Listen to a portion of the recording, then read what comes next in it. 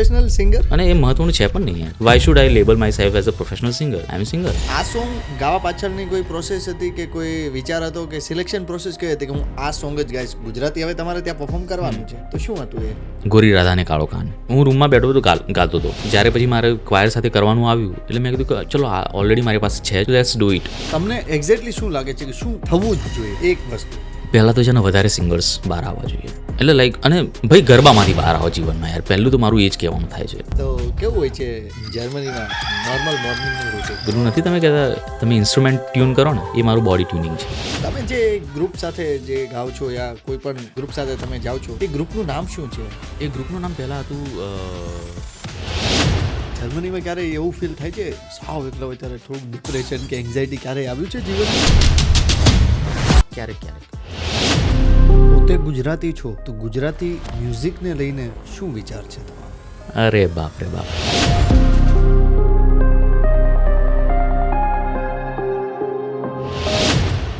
Hello મિત્રો, કેમ છો? આઈ હોપ તમે બધા મસ્ત મજામાં હશો. વોઇસ ઓફ યોર્સ પ્રેઝન્ટ આ છે ટોક વિથ પ્રદીપ. આપણી વાતો આપણી ભાષા. મિત્રો, આજે આપણા પ્લેટફોર્મના મહેમાન બન્યા છે સિંગર, સોંગ રાઇટર અને કમ્પોઝર એટલે કે વન એન્ડ ઓનલી હાર્દિક ચૌહાણ, જેમને આપણે ઘણીવાર મ્યુઝિકલ કન્વર્ઝેશન નામના આ એક આખા શોમાં વારંવાર સાંભળતા હોઈએ છીએ અને આ શોમાં આપણે ઘણી બધી મજા આવતી હોય છે એમને સાંભળવાની. એટલી જ મજા તમને આવશે આજના આ પોડકાસ્ટમાં ને એની હું તમને પ્રોમિસ આપું છું. તો પ્લીઝ પ્લીઝ પ્લીઝ આ પોડકાસ્ટના અંત સુધી તમે અમારી સાથે જોડાયેલા રહેજો, કારણ કે તમને આ પોડકાસ્ટમાં ઘણી બધી મજા આવવાની છે. આવા પહેલાં તો કેમ છે ભાઈ? એકદમ મજામાં યાર. Thank you for having me. Thank you for the invitation. અને જોઈએ, looking forward to this conversion. એવું ફિક્સ પહેલેથી રાખ્યું છે કે બહુ ઓછું બોલવું? ખબર નહીં યાર, એટલું મેં વિચાર્યું નથી, પણ જે જગ્યાએ હોઉં ને ત્યાં મને એમ લાગે કે મારે અહીંયા આટલું બોલવા જેવું છે તો ત્યાં એટલું બોલું છું.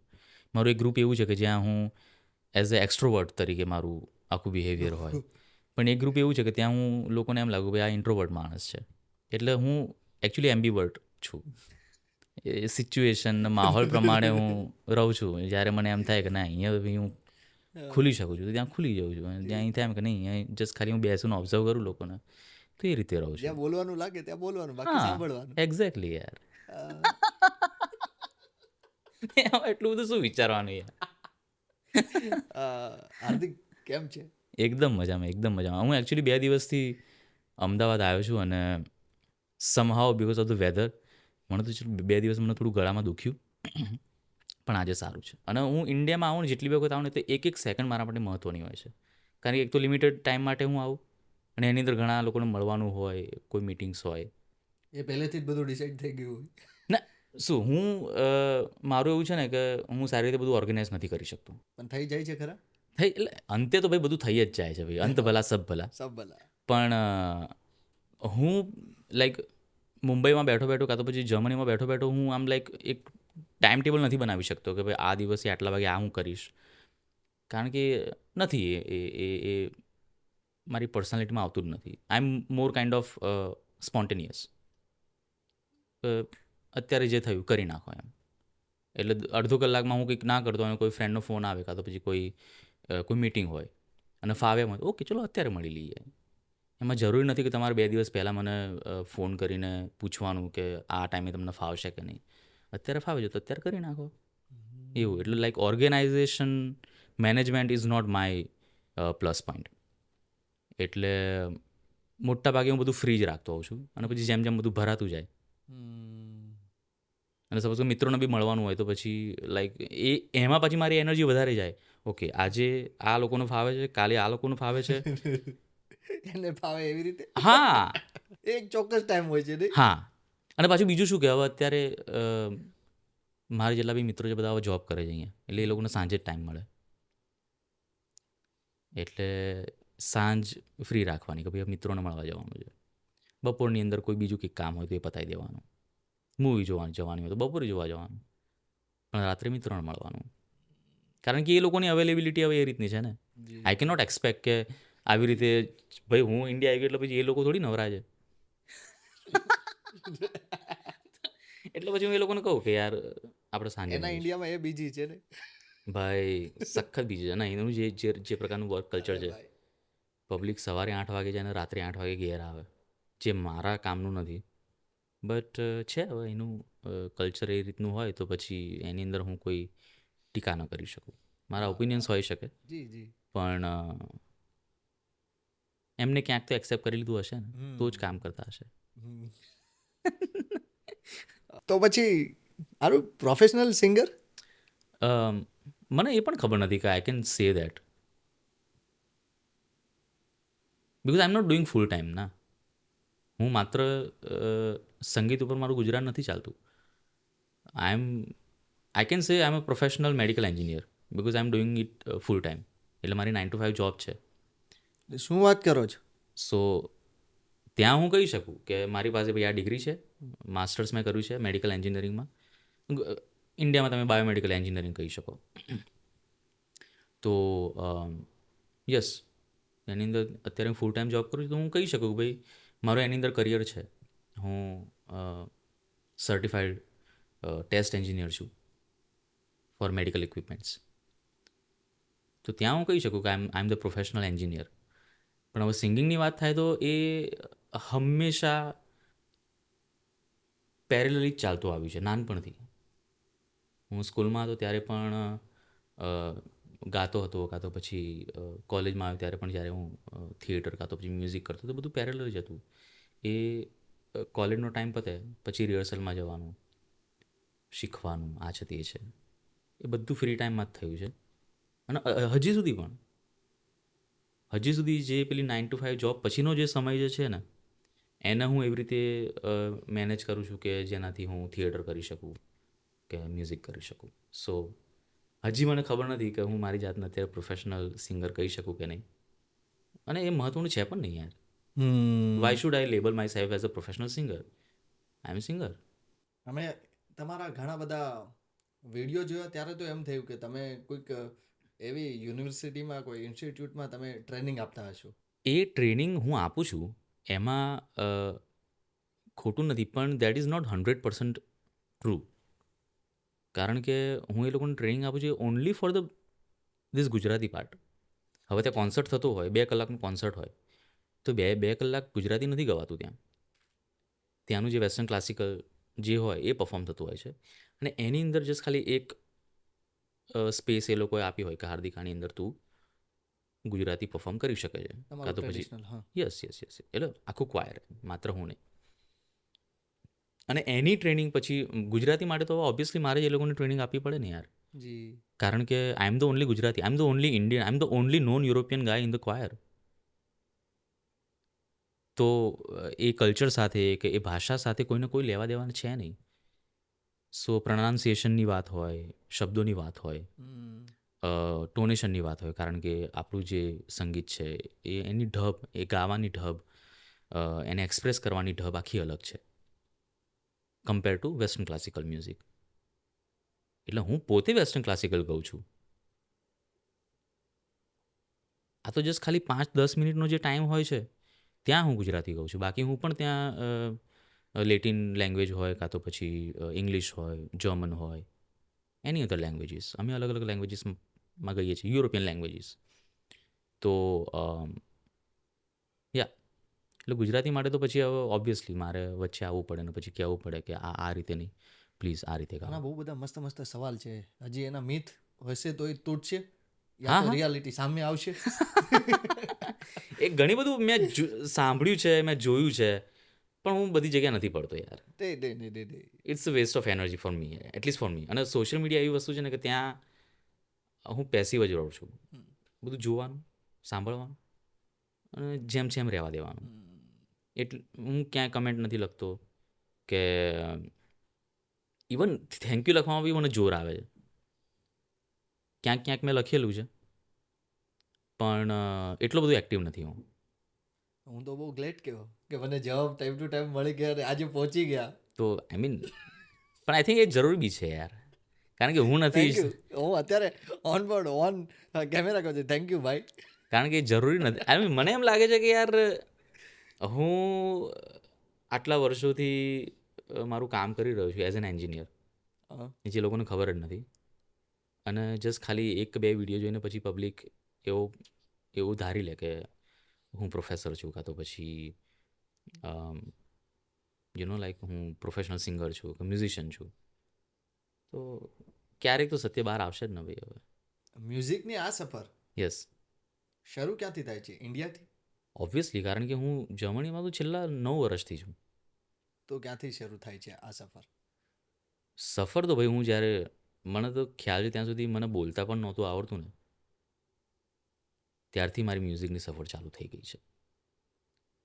કારણ કે as a singer, as a musician હું કહી શકું કે જો તમારે ગાતા શીખવું હોય ને તો એની પહેલાં તમારે સાંભળતા શીખવું પડે. બરાબર? તમે જો એક્ટિંગ શીખતા હો તો એની પહેલાં તમારે ઓબ્ઝર્વ કેવી રીતે કરવું એ શીખવું પડે. અને એ આખી ફીડબેક સિસ્ટમ છે.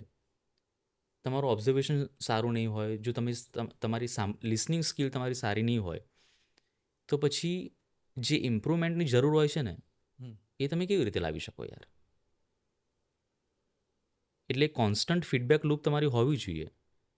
એટલે અને બાળક નાનું હોય એ બોલે એની પહેલાં એને સાંભળી તો શકે જ છે. એટલે લિસનિંગ તો મારું ચાલુ થઈ ગયું હતું પહેલાંથી. અને હું રહેતો તો અહીંયા અમદાવાદમાં, પણ વેકેશન અને આઈ થિંક એ જ્યારે નાનો હતો ત્યારે તો હું મારી મમ્મી સાથે જ હતો, તો ગામડે જ હતો. અને ગામ કયું? મારો જન્મ થયો છે વડા ગામમાં, હમ. દહેગામથી આગળ. હમ. દહેગામ અને મોડાસાની વચ્ચે છે, બહુ નાનું ગામ છે. હમ. ત્યાં મારો જન્મ ઘરે થયો છે પાછો, હોસ્પિટલમાં બી નહીં, એવું ગામ એમ. વાહ. તો ત્યાં મારો જન્મ થયો છે. અને મારી જે પરદાદી હતા, મારા દાદીના મમ્મી, એ ઈડર રહેતા હતા. હમ. તો મારી મમ્મી ત્યાં એમની સેવા માટે રહેતા હતા. તો ત્યાં પણ જવાનું થાય મારે. અને આ બધી જગ્યાએ કેવું હતું કે ત્યાં મને હજી પણ યાદ છે કે વડા ગામમાં મારું જે મોસાળ છે, મારા ઘરની સામે જ એક નાનો રૂમ હતો. એનું એક પર્ટિક્યુલર નામ પણ હતું, એ યાદ નથી આવતું મને, પણ ત્યાં છે ને બધી ડોશીઓ બધી ભેગી થતી અને ગરબા તો નહીં યાર, સોરી, ભજન ગાતી. હમ. અને એ જે રૂમ હતો એની સામે ગામનો પીપળો હતો. પીપળો હતો એટલે છે હજી. ઓહ. એટલે બધા છોકરાઓ ત્યાં પીપળે રમતા હોય અને ત્યાં બાજુમાં પેલી ડોશીઓ ગાતી હોય. હા. એટલે હું રમતો હોઉં અને સાથે સાથે સાંભળતો હોઉં. પછી ઈડરમાં હોઉં તો ઈડરમાં મારા બા મને સાંજે અડોસ પડોશમાં ક્યાંય પણ માતાજીના ભજન હોય, માતાજીના ભજન રાખ્યા હોય કે કોઈ પણ અમુક જગ્યાએ તો જસ્ટ ખાલી બધા ભેગા થઈને ગાય એવું પણ હોય, તો મારા બા મને સાથે લઈ જતા. મને બોલતા નહોતું આવડતું એ વખતે, એટલે હું બોલતો નહોતું આવડતું એમ ના કહી શકું, પણ હું બોલતા નહોતો શીખ્યો, પણ સાંભળતો તો હતો જ હું. તો ત્યારથી બધું કાને પડવા માંડ્યું સંગીત. અને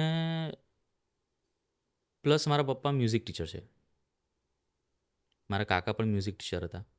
એટલે ઈડરની અંદર ઘરે બધા ટ્યુશન લેતા હતા, એટલે ઘરે બધા શીખવા આવે. પ્લીઝ તમે કહી શકો? પપ્પાનું નામ કમલેશ ચૌહાણ, જી. કાકાનું નામ યોગેશ જવડા. જી.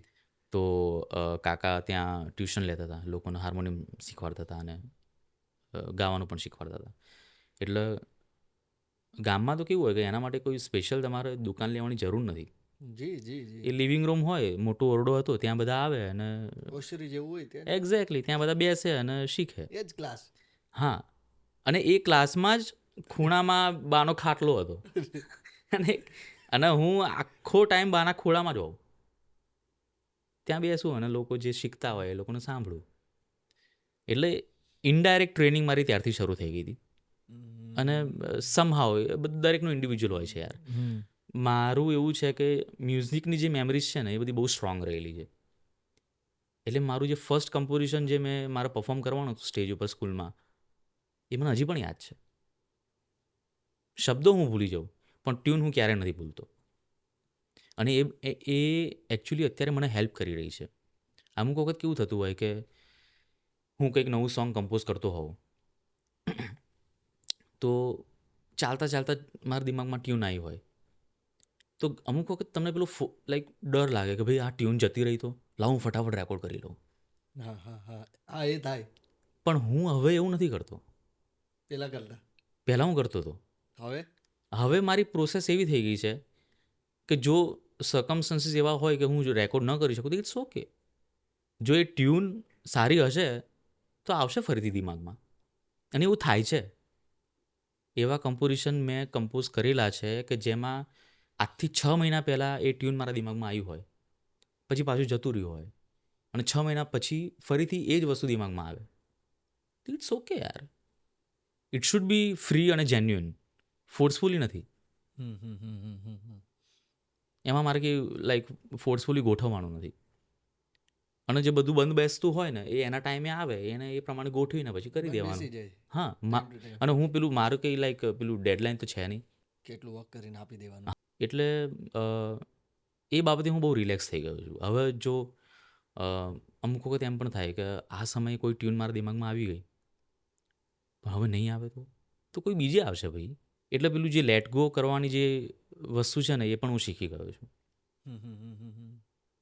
અમુક વખત એઝ અ ક્રિએટિવ પર્સન તમને એમ થાય કે ભાઈ આ માહોલ બની ગયો યાર, આ તો મારે કંઈક ક્યાંક લખી દેવું જોઈએ કાં તો પછી રેકોર્ડ કરી લેવું જોઈએ. વાહ વાહ હા થાય થાય ઘણી એવી મુમેન્ટ હોય છે. હા પણ પછી એમાં પણ હું એટલો બધો ડિપેન્ડન્ટ નથી રહેતો.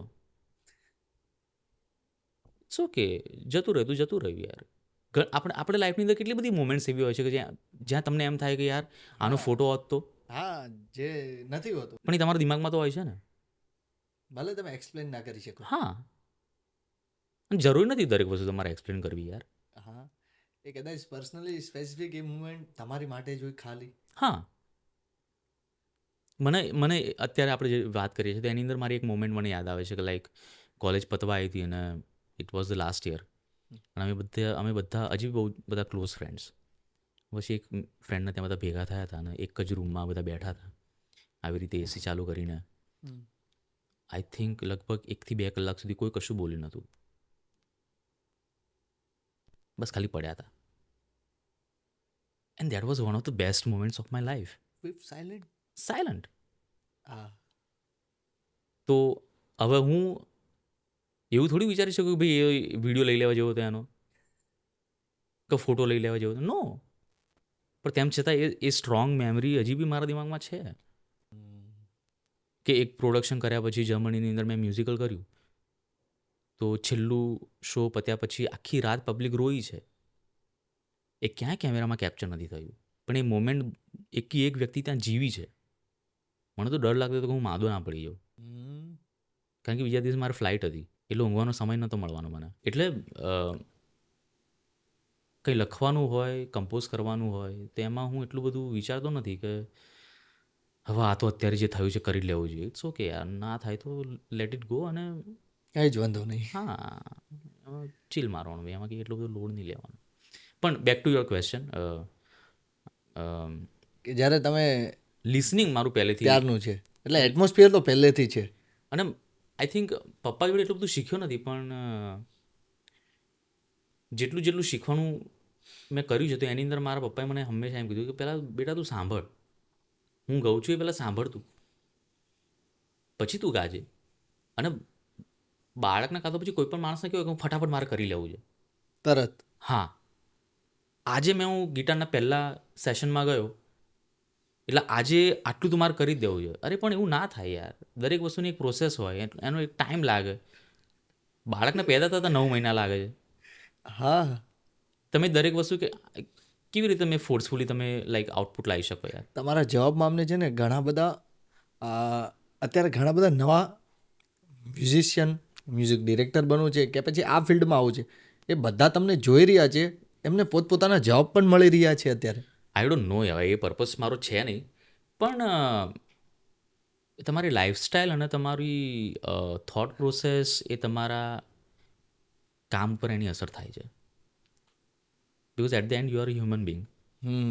તમારા સોશિયલ ઇન્ટરેક્શન્સ, તમારા પોતાના એક્સપિરિયન્સીસ, તમારું ચાઇલ્ડહુડ છે. તો પછી હાર્દિક ઓપોર્ચ્યુનિટીની જો વાત કરવા જઈએ તો તમે જે રીતના તમારા બાળપણની વાત કરો છો, પપ્પા કાકા બધા ટ્રેનિંગ આપતા, તો ઓપોર્ચ્યુનિટી તો હતી જ, હા અને તમે પ્રોપર આ ફિલ્ડમાં પણ કામ કરી શકતા હતા, તો પછી કેમ એન્જિનિયરિંગ? ભાઈ એમાં એવું છે ને કે સ્કૂલમાં છે ને મારા સારા માર્ક્સ આવતા હતા. સાચેમાં સારા? હા હા, એટલે પહેલો નંબર આવતો હતો મારો. અને મને ખબર નથી એ બ્લેસિંગ છે કે શું આ તો વાત ખોટી હોય, નો નો તમે નો મહેનત હોય અરે ભાઈ. અરે સાંભળ તો ખરી પણ તું, પણ એની અંદર થાય શું કે મારા સારા માર્ક્સ આવતા હતા, એટલે પછી શું કે જો તમારા સારા માર્ક્સ આવતા પછી તમારે કાં તો પછી ડૉક્ટર બનવું જોઈએ કાં તો એન્જિનિયર બનવું જોઈએ. હા. ફાઇન. કોમર્સ અને આર્ટ્સ વિચારવાની વસ્તુ જ નથી. એટલે અમે જેવા છે એ વિચારવા તમારો ત્યારે વિચાર જ નહોતો. હું મારું બેચલર પતવા આવ્યું ને એન્જિનિયરિંગનું, ત્યારે મને ખબર પડી છે કે you can actually learn music and have a degree. હા, ચાલો માની લઈએ છીએ. હું ઇજ્જતથી કહું છું ભાઈ, હા મને તો ખબર જ સાચું. નથી. આવ્યો ને અમદાવાદી શબ્દ, ઇજ્જત તે કહું છું. હા, અંતે ભાઈ અમદાવાદી હું અહીંયા મોટો થયો છું એટલે પેલું બકાણ શું યાર, બધું જ રવા દે યાર. પણ કહેવાનો મતલબ એ કે મને બહુ મોડા ખબર પડી, અને ઇવન બેચલર કર્યા પછી બી મેં વિચાર્યું હતું કે મારે માસ્ટર્સ થિયેટરમાં કરવું છે. પણ મને એટલો ધક્કો મળ્યો નહીં યાર અંદરથી. મારા બહારથી કોઈ ધક્કો નહોતો જોઈતો, મને અંદરથી આમ આમ પેલું આમ થયું નહીં કે હવે અહીંયા જમ્પ લાવી દેવું છે મારે. યુ નો, જે મને ફોર્સ મળ્યો અહીંથી જર્મની જવામાં, લેંગ્વેજ શીખવામાં, માસ્ટર્સ કમ્પ્લીટ કરવામાં, ત્યાં જે મને અંદરથી ફોર્સ મળ્યો ને, એ ફોર્સ મને થિયેટરમાં માસ્ટર્સ કરવા માટે કાં તો પછી મ્યુઝિકમાં ડિગ્રી લેવા માટે ન મળે મને. I don't know why. જો કદાચ મળી ગયો હોત તો હા. તમે થિયેટરમાં માસ્ટર કરતે હા અહીંયા અમદાવાદમાં જ? હા, અહીં અમદાવાદમાં હતા ને કોર્સ અવેલેબલ હતા. જી જી જી ઉપાસનામાં છે, જી જી. તો જેજીમાં પણ છે. હા હા હા. પણ મને અંદરથી થયું નહીં કે મારે ભણવું છે. પણ તેમ છતાંય મારું કામ તો ચાલુ જ રહ્યું. હું થિયેટર કરતો હતો, સાથે સાથે હું ભવાઈ પણ શીખ્યો. હા, શું ભવાઈમાં શું શીખ્યા? C I was lucky enough કે મને પહેલેથી ગાતા આવડતું હતું. થિયેટરની ટ્રેનિંગ મેં 12મા ધોરણ પછી મેં ચાલુ કરી. એટલે સ્કૂલમાં અમુક પ્રોડક્શન્સમાં મેં કામ કર્યું હતું એઝ એન એક્ટર. એટલે લાઈક ભાઈ બાળકોનું પેલું એન્યુઅલ ફંક્શન હોય એની અંદર પેલું નાટક કરવાનું હોય ને, એમાં એવું બધું કરેલું મેં, અને મને મજા આવતી હતી યાર. Child production. મને પહેલેથી સ્ટેજ ઉપર રહેવું મને ગમતું હતું યાર. મને હજી યાદ નથી કે ક્યારે આમ છુપાઈને ક્યાંક બેસી ગયો હોય, કાં તો પછી ઓલવેઝ કંઈ બી ઊભા થઈને આગળ કંઈક કરવાનું છે, આઈ એમ ધેર. પછી વક્તૃત્વ સ્પર્ધા હોય, ગાવાનું હોય, કંઈ પણ હોય. એટલે એ હાર્દિક નામના બાળકમાં એ ફિયર નામની વસ્તુ ના, નથી, ના. સ્ટેજ ફિયર નામની ના વસ્તુ. ના ના, એટલે લાઈક એક થોડીક નર્વસનેસ હોય, હા, પણ એને આપણે પણ એ તો નથી જરૂરી ફિયર છે કહેતા. યાર. એ તો જરૂરી છે યાર. જી જી. કારણ કે જો કોઈ બાબતે તમે નર્વસ ના થાઓ દેટ મીન્સ કે એટલે આઈ મીન જો એ નર્વસનેસ આવે છે દેટ મીન્સ કે મારા માટે ઇમ્પોર્ટન્ટ છે યાર. પણ પેલું તો નહીં જ કે કેમ સ્ટેજ ઉપર ચડાશે, એ તો નહીં જ. ના ના ના, આઈ ડોન્ટ નો, એ મને ખબર નથી એ કેમ છે મારા દિમાગમાં, એનો જવાબ મને હજી સુધી બી નથી મળ્યો. પણ પહેલેથી કોઈ બી મને એમ કહે ને કે હાર્દિક ગાવાનું છે, ચલો ભાઈ ગઈ નાખીએ યાર. એટલે ત્યાં મને શું કહેવાય, એવું કશું થતું નથી કે યાર હું ક્યાં ઊભો રાખી દીધો છે મને, અને મારી સામે 5 જણા હોય કે 50 જણા હોય, એ જે એનર્જી હોય છે ને એ મારી સેમ જ હોય છે. અને હજી સુધી એક કન્સિસ્ટન્સી એ રહી છે મારી અંદર. કે ઓડિયન્સમાં કેટલા બેઠા છે મારા માટે મહત્ત્વનું નથી, હું સ્ટેજ ઉપર ઊભો છું ને એ મારા માટે મહત્ત્વનું છે.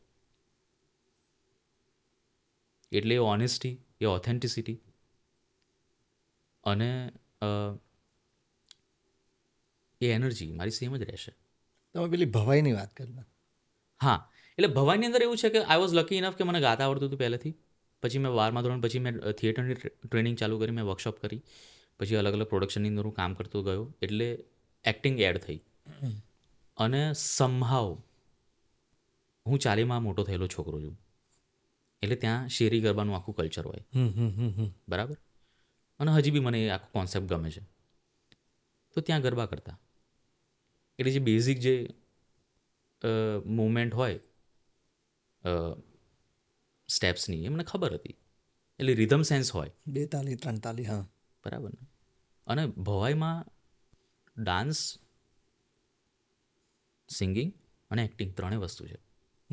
ડાન્સ, ડ્રામા અને મ્યુઝિક. એ ત્રણેય વસ્તુ તમારે આવડવી જોઈએ. એ ત્રણેય મને આવડી ગઈ. એટલે મારા માટે તો ચાંદી ચાંદી થઈ ગયું યાર. એની અંદર મારે કોઈ વધારે એફર્ટ કરવાની જરૂર નથી પડી. અને let me tell you one thing, it is only because of the surrounding, કે જ્યાં મારો જન્મ થયો, જ્યાં મારો ઉછેર થયો. બરાબર. હવે હું 40માં મારો ઉછેર થયો છે, દેટ મીન્સ કે એ શેરી ગરબાનું આખું જે માહોલ હતો એના લીધે મારે ગરબા શીખવા જવાની જરૂર નથી પડી ભાઈ. હું ક્યાંય ક્લાસ માટે ગયો નથી. મ્યુઝિકની વસ્તુ એવી છે કે ઠીક છે, મારા પપ્પા મ્યુઝિક ટીચર હતા, મારા કાકા પણ મ્યુઝિક ટીચર હતા. દેટ ડઝન્ટ મીન કે હું એમની પાસે શીખ્યો છું. પણ અમારી આસપાસ હંમેશા મ્યુઝિક હતું, એટલે પછી સાંભળતા સાંભળતા હું બધી વસ્તુ ગેધર કરતો ગયો. એટલે તમારી સંગત કેવી છે, તમારું બેકગ્રાઉન્ડ શું છે, એની અસર તો થાય જ છે યાર. અને એના લીધે જીવન અત્યારે બી હું જે પોઝિશન ઉપર છું, જે હું કામ કરી રહ્યો છું, એની અંદર એક કમ્યુનિટીનો જ એના જ એફર્ટ્સ વધારે છે. I can not take credit only for myself, કે મેં કરી નાખ્યું. એ પોસિબલ છે જ નહીં. એક નિસ્વાર્થ હેલ્પ કરવાથી હા, શું મળતું હોય છે? આઈ થિંક આ પ્રશ્ન જ ખોટો છે. શું મળતું હોય છે એના કરતાં તમે શું આપી રહ્યા છો? મને ઘણા લોકોએ હેલ્પ કરી છે, અને એની અંદર એ લોકોનો કોઈ સ્વાર્થ નથી. એ લોકોનું ક્યાંય એવું કેલ્ક્યુલેશન બી નથી કે ભાઈ હું આવું કરીશ આના માટે એટલે મને આવું કંઈક મળવાનું છે. એ લોકો મને નિસ્વાર્થે મને જો મદદ કરી રહ્યા છે, તો એનાથી મને એ લોકો કંઈ મેળવી નથી રહેલા, એ કોઈ કંઈક આપી જ રહ્યા છે. સપોઝ કે હું જ્યારે મારે ફર્સ્ટ ટાઈમ પરફોર્મ કરવાનું હતું મોરમણી થનગાટ કરી, એ લોકોએ મને સ્ટેજ આપ્યું, એ લોકોએ રિહર્સલનો ટાઈમ આપ્યો મને. અને એની પહેલાં મેં લાઈફમાં ક્યારેય મેં કન્ડક્ટ કર્યું નહોતું ક્વાયરને. અને મને આમ મેદાનમાં છોડી દીધું, હાર્દિક હવે તારે કરવું પડશે બધું, કારણ કે રિધમની સેન્સ મને છે, આખું અરેન્જમેન્ટ મને ખબર છે કે ચેન્જીસ કેવી રીતે થાય છે, આના પછી આ વસ્તુ આવે છે. Because I know the language, because it is my music. એની અંદર કોઈ બીજી વ્યક્તિ કામ કરશે તો એના પાછું મને 100 સવાલો કરશે. ટોટલી એક્સપ્લેન કરવું પડશે. હા, એટલે એને મને કંડક્ટર જે હતો એને મને કીધું કે હાર્દિક તું જ કર બધું. જી જી જી જી. અને મેં એને પ્રશ્ન કર્યો બી નથી કે હું કેવી રીતે કરીશ. થઈ જશે. અને હજી ઘણી બધી વસ્તુ એવી છે કે જેનું મારી પાસે નોલેજ નથી. But you learn things with the process. જ્યારે મેં કન્ડક્ટિંગ કરવાનું શરૂ કર્યું તો એ વસ્તુ જો ત્યાં સામે પહોંચતી ના હોય તો પછી એ લોકો મને પ્રશ્ન કરે કે હાર્દિક અહીંયા આ વસ્તુ પહોંચતી નથી, આનો કંઈક બીજો રસ્તો આપણે શોધી શકીએ. સો ઇટ્સ કોલેબરેટિવ વર્ક છે. હું ભલે ત્યાં આગળ ઊભો રહીને ગાતો હોઉં, પણ એ મારું પોતાનું કામ નથી. એ આખું ટીમ વર્ક છે. અને ગ્રુપમાં ગાવું એટલે it's not only about hitting the right note and rhythm. It's more about having trust, having faith in the process. આપણે બંને અહીંયા બેઠા છીએ, તમને મારામાં વિશ્વાસ છે કે ભાઈ હાર્દિક 1.5 કે 2 કલાક અહીં બેસી રહે છે, હું અહીંયા ઊભો થઈને જતો નહીં રહું. મારે આની પાછળની જર્ની તો થોડી જાણવી જ છે, પણ મારે ત્યાંથી એ હતું કે જ્યારે તમે પ્રોપર ઘરે કહો છો કે તમારે મેડિકલ એન્જિનિયરિંગમાં જવું છે, તો શું હતું રિએક્શન કંઈ એ ટાઈપનું હતું ખરા કે પછી નહીં? એ બાબતે છે ને, આઈ થિંક ગઈકાલે જ હું મારા પપ્પા સાથે અમે ઈડર ગયો હતો, અને પછી એમના જૂના કોઈ ફ્રેન્ડને મળ્યા આવ્યું. તો એમને કીધું ભાઈ શું કરે છે હાર્દિક એમ. તો પછી મારા પપ્પાએ સમજાવવાનો પ્રયત્ન કર્યો. એમને કંઈક કીધું હતું યાર, પણ મેં કીધું this is not the 100% right information. પણ મેં એમાં વચ્ચે પડ્યો જ નહીં. એટલે મારા ઘરવાળાને બી ખબર નથી કે એક્ઝેક્ટલી હું શું કરી રહ્યો છું. અને એમને બધું મારા ઉપર છોડી દીધું. હાર્દિક તને ખબર છે, તું કરી નાખીશ. વિશ્વાસ. હા, એમને મને ક્યારેય પૂછ્યું નથી. ઇવન હું ત્યાં ભણવા ગયો ને, મને એમને ક્યારેય નથી પૂછ્યું કે બેટા તારું ભણવાનું ક્યારે પતશે, કેટલા સેમેસ્ટર છે તારા કોર્સમાં શું આવે, કંઈ જ નહીં. કારણ કે એમનો વિષય જ નથી ભાઈ યાર. ઘરમાં કોઈ એન્જિનિયર છે જ નહીં. તો આમ ઘરમાં કેટલા સંતાન? હું અને મારો નાનો ભાઈ છે, અને એ પોતે મ્યુઝિક ટીચર છે. અને એને એકચ્યુઅલી એડમિશન લેવાનો હતો ને ત્યારે મને ખબર પડી કે તમે મ્યુઝિકમાં ડિગ્રી લઈ શકો. મેં કીધું આ શું કરી નાખ્યું યાર તમે યાર, મને એન્જિનિયર બનાવી દીધો. બટ આઈ ડોન્ટ રિગ્રેટ, જી જી જી. જરાય નહીં. તો કેવું હોય છે જર્મનીમાં નોર્મલ મોર્નિંગનું રૂટીન? ભાઈ મારું તો રૂટીન એવું છે કે સવારે 5:30ની આસપાસ ઉઠી જવાનું. ઉઠીને તૈયાર થઈને હું જિમમાં જાઉં. જિમમાંથી આવીને નહીં ધોઈને તૈયાર થઈને ઓફિસ જાઉં. ઓફિસથી આવીને સીધો કિચનમાં જાઉં. બપોરનું જમવાનું મારે કેન્ટીનમાં હોય. ઓફિસથી આવીને સીધો કિચનમાં જાઉં, કારણ કે મને વહેલા ખાવાનું જોઈએ. એટલે કોઈ ફ્રેન્ડ સાથે રહો છો કે? ના, હું એકલો રહું છું ત્યાં. વાહ વાહ. સિંગલ અપાર્ટમેન્ટ છે મારું. તો જમવાનું બનાવવાનું, જમીને પછી સોમવારનું શેડ્યુલ એવું હોય કે દર સોમવારે મારું રિહર્સલ હોય, એટલે જમીને મારે રિહર્સલમાં જવાનું. મંગળવાર મારા માટે ફ્રી ટાઈમ હોય, તો એની અંદર મારે કંઈક મ્યુઝિકનું કામ હોય, કાં તો પછી કોઈના મિત્રને મળવાનું હોય, એવું કંઈક હોય. બુધવારે કોઈ પર્ટિક્યુલર ઇવેન્ટ હોય તો ત્યાં હું જાઉં. ગુરુવારે હું મ્યુઝિક શીખી પણ રહ્યો છું, તો એની અંદર મારે ત્યાં ક્લાસમાં જવાનું હોય. શુક્રવારે એટલે વીકેન્ડ આવી ગયો ભાઈ, એટલે પછી મોજ કરવાની. એટલે આજના દિવસે ત્યાં વીકેન્ડ હોય છે? હા, આજે શુક્રવાર છે. જી હા ભાઈ, શુક્રવારે એટલે એટલે અમે તમને વીકેન્ડમાં બોલાવ્યા. પણ જોકે એકચ્યુઅલી આજે રજા બી છે જર્મનીમાં, એટલે તો ભાઈ હું અહીંયા છું. એ રજાને હું કેલ્ક્યુલેટ તમે કરી. આ ટાઈમે અત્યારે વાગ્યા છે લગભગ 12, તો આ ટાઈમે તમે ત્યાં શું કરતા હો? અત્યારે જો જર્મનીમાં અત્યારે છે ને 9 વાગ્યા છે, એટલે અત્યારે તો મેં નાસ્તો કરીને શાંતિથી બેઠો હોઉં ઘરે. તમે બેઠા છો? અને અત્યારે બેઠો જ છું, અને નાસ્તો કરીને જ આવ્યો છું ભાઈ હું. પણ હા, એટલે અને હું જિમમાં પહેલાં છે ને હું રોજ જતો હતો. પછી મેં સોમવારે જવું, મંગળવારે નહીં, બુધવારે જવાનું, ગુરુવારે નહીં, શુક્રવારે જવાનું, અને પછી શનિ રવિમાં એક દિવસ જવું. અને એક્સરસાઇઝ ઇઝ લાઈક લાઈફસ્ટાઈલનો એક પાર્ટ છે મારે. મને ગમે, કારણ કે પેલું નથી તમે કહેતા, તમે ઇન્સ્ટ્રુમેન્ટ ટ્યુન કરો ને, એ મારું બોડી ટ્યુનિંગ છે. કારણ કે મારું એવું માનવું છે કે એઝ અ સિંગર, મ્યુઝિશિયન, જ્યારે તમે ગાઓ છો ત્યારે માત્ર ગળાથી નથી ગાતા. You need your whole body. અને આમ યાર તમારા શ્વાસનું ધ્યાન તો તમારે રાખવું જ પડે ને યાર, એટલે સારી વસ્તુ છે. જામો સૌથી વધુ જર્મનીમાં પડે કે પછી અમદાવાદમાં? અલા ભાઈ, ખાવાની વાત કરો તો પછી અમદાવાદ તો તમે પહોંચી ના વળો. ખાવાનું બધું બહુ યાર મોડું છે યાર ત્યાં યાર. સિરિયસલી મોડું છે? મોડું એટલે ભાઈ તો મીઠું તો રાખતા હોય તો તમે? અલા ભાઈ, મેં છે ને બાફેલા બટાકા ખાધા છે મીઠા વગરના. હા, બાફેલા બટાકા, બાફેલા ફુલાવર મીઠા વગરના મેં ખાધેલા છે. એટલું આવું ફૂડ મળે છે ક્યારેક. અને મારું કેવું છે કે મને છે ને થાળીની અંદર મને મૂકવું ના ગમે. જે મને મળ્યું ને હું પછી મને ભાવતું હોય કે ના ભાવતું હું ખાઈ લઉં, તો પછી ખાઈ લઉં. તો તમે જાતે શું શું બનાવી શકો? જાતે તો ભાઈ દાળ ભાત શાક રોટલી. કારણ કે મારી એક્સપેક્ટેશન ખાવાની અંદર છે ને બહુ વધારે છે. અત્યારે તમને ત્યાંની જો વાત કરીએ તો નોર્મલ ફૂડમાં તમને ત્યાંની કઈ વાનગી સૌથી વધુ ભાવતી છે? જર્મની ફૂડની વાત. સ્પેત્સલર કરીને એક આઈટમ છે, જેની અંદર એ લોકો કેવી રીતે બનાવે છે કે આપણે જેવી રીતે લોટ બાંધીએ ને એવી જ રીતે લોટમાંથી જ એવો લોટ બાંધે. એક તો આપણી ગુજરાતી ભાષા બી એવી છે ને, પેલું ઘઉં દળાવવા જાઓ છો કે લોટ દળાવવા જાઓ છો ને, યુ નો લાઈક તમે એકચ્યુઅલી ઘઉં દળાવવા જાઓ છો, પણ બધા કહે કે ભાઈ લોટ દળાવવા જઈએ છે, પણ એવું બધું એમ. એટલે લોટ બાંધવાનો, પણ એની અંદર કન્સિસ્ટન્સી થોડી અલગ હોય. અને પછી એનું એક અલગથી મશીન આવતું હોય છે, કાં તો પછી અમુક લોકો જાતે બી કરતા હોય છે. એટલે નૂડલ્સ જેવું જ હોય, અને એની ઉપર બહુ બધું ચીઝ અને સાથે ડુંગળી પણ ડુંગળી એટલી વધારે સાંતળી, પેલું કેરેમલાઇઝ થઈ ગયું હોય ને એવી. એકદમ સિમ્પલ ફૂડ છે પણ મને ભાવે છે.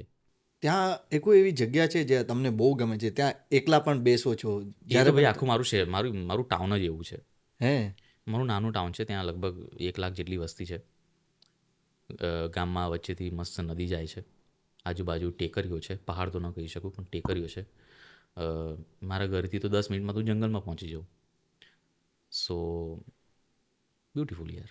કોણ એક મિત્ર ત્યાંનો છે જે તમને હંમેશા યાદ કરે અને હેલ્પ પણ કરે છે ત્યાં? એવા તો ઘણા બધા રહ્યા છે. અત્યારે એવું મારો અત્યારે ફેઝ એવું ચાલે છે કે જે સિટીમાં હું અત્યારે આટલા વર્ષથી રહ્યો છું ને, ત્યાંથી બધા અમ, નીકળી ગયા છે હવે, બિકોઝ ઓફ જોબ. હમ. અને હવે મને એવું થાય છે કે આટલા વર્ષ પછી હું નવો છું ટાઉનની અંદર, કારણ કે આખું સોશિયલ સ્ટ્રક્ચર બદલી ગયું છે મારું. પણ એ મિત્રો જે બીજા સિટીમાં ગયા છે એ લોકોને હું રેગ્યુલર વિઝિટ કરું છું, અમે મળીએ બધા ભેગા થઈએ. પણ આવા મિત્રો રહ્યા તો છે. તુષાર છે, વિવેક છે, જય છે. ભાઈ યાર તો આખું લાંબુ લિસ્ટ છે. જી જી, બધા ગુજરાતી જ છે. ગુજરાતી છે પણ બીજા ઇન્ટરનેશનલ મિત્રો પણ છે. એ લોકોએ પણ મને સખત સપોર્ટ કર્યો છે. અને તમે કોઈ પણ કન્ટ્રીમાં જાઓ, તમારે સોશિયલ સ્ટ્રક્ચર તમારે હોવું જોઈએ યાર. અહીંયા તમારી ફેમિલી છે, તમારા ઓલરેડી નાનપણના મિત્રો હોય, કોલેજના મિત્રો હોય, પણ ત્યાં જઈને તમારે ફ્રેન્ડશિપ બિલ્ડઅપ કરવાની છે. એ તમારે ટાઈમ આપવાનો છે ત્યાં. અને ઇટ્સ વેરી ઇમ્પોર્ટન્ટ. તમે કોઈ પણ દેશમાં જાઓ, તમારે એ સોશિયલ, ભાઈ આપણે માણસ છે યાર, અને માણસને તો કમ્યુનિટી જોઈએ યાર. તમે એકલા સર્વાઈવ કરી લેશો યાર, પણ that's not the quality life યાર.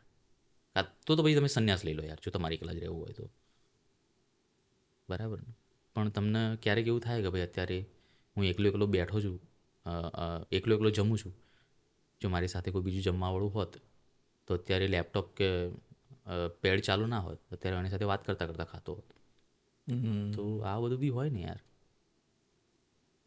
અને એના માટે તમારે રિલેશનશિપ માટે તમારે એફર્ટ્સ મૂકવા પડે તમારે. અને એડલ્ટ લાઈફની અંદર આખું અલગ હોય. પેલું નાના બાળક હોય ને તારા માટે શું કહેવાય, મને સ્કૂલનો પેલો સીન યાદ આવે કે બધાના ડબ્બા ખુલે અને પછી પેલો ભાઈ આ લાવે છે ને પેલો ભાઈ આ લાવે છે. એટલે એ એક રિસેસની અંદર તમને પેલું ટાઈમ મળી જાય એકબીજાને જાણવાનો, ઓળખવાનો. અને મને હજી યાદ છે, લાઈક જેમ કે કોલેજની અંદર અમે બધા પોતપોતાના ઘરેથી ટિફિન લઈને આવતા અને બધાના ડબ્બા ખુલી જાય અને પછી બધા શેર કરે એકબીજા સાથે. મજા આવે. બરાબર ને? તો એ કેટલું હેલ્ધી એટમોસ્ફિયર છે યાર. પણ એ વસ્તુ તમારે જાતે ક્રિએટ કરવી પડે જો તમે ફોરેન કન્ટ્રીની અંદર જાઓ તો. અને જરૂરી નથી કે I would not recommend to stay only with Indian friends. That is actually an opportunity to explore other cultures, other languages. જી જી. આજે હું ત્યાં જઈને હું જર્મન લેંગ્વેજની અંદર હું ગાઉં છું, તો હું ત્યાં જઈને મારે એક્સપ્લોર કરવું છે ત્યારે તો આ બધું થઈ રહ્યું છે. બાકી ના થતે. હા, પછી તો એમને ગુજરાતી બી ના ગાયું હોત. તમે જે ગ્રુપ સાથે જે ગાઓ છો યા કોઈ પણ ગ્રુપ સાથે તમે જાઓ છો, એ ગ્રુપનું નામ શું છે? એ ગ્રુપનું નામ પહેલાં હતું સ્ટુડન્ટ કોઆ, એટલે કે સ્ટુડન્ટ ક્વાયર.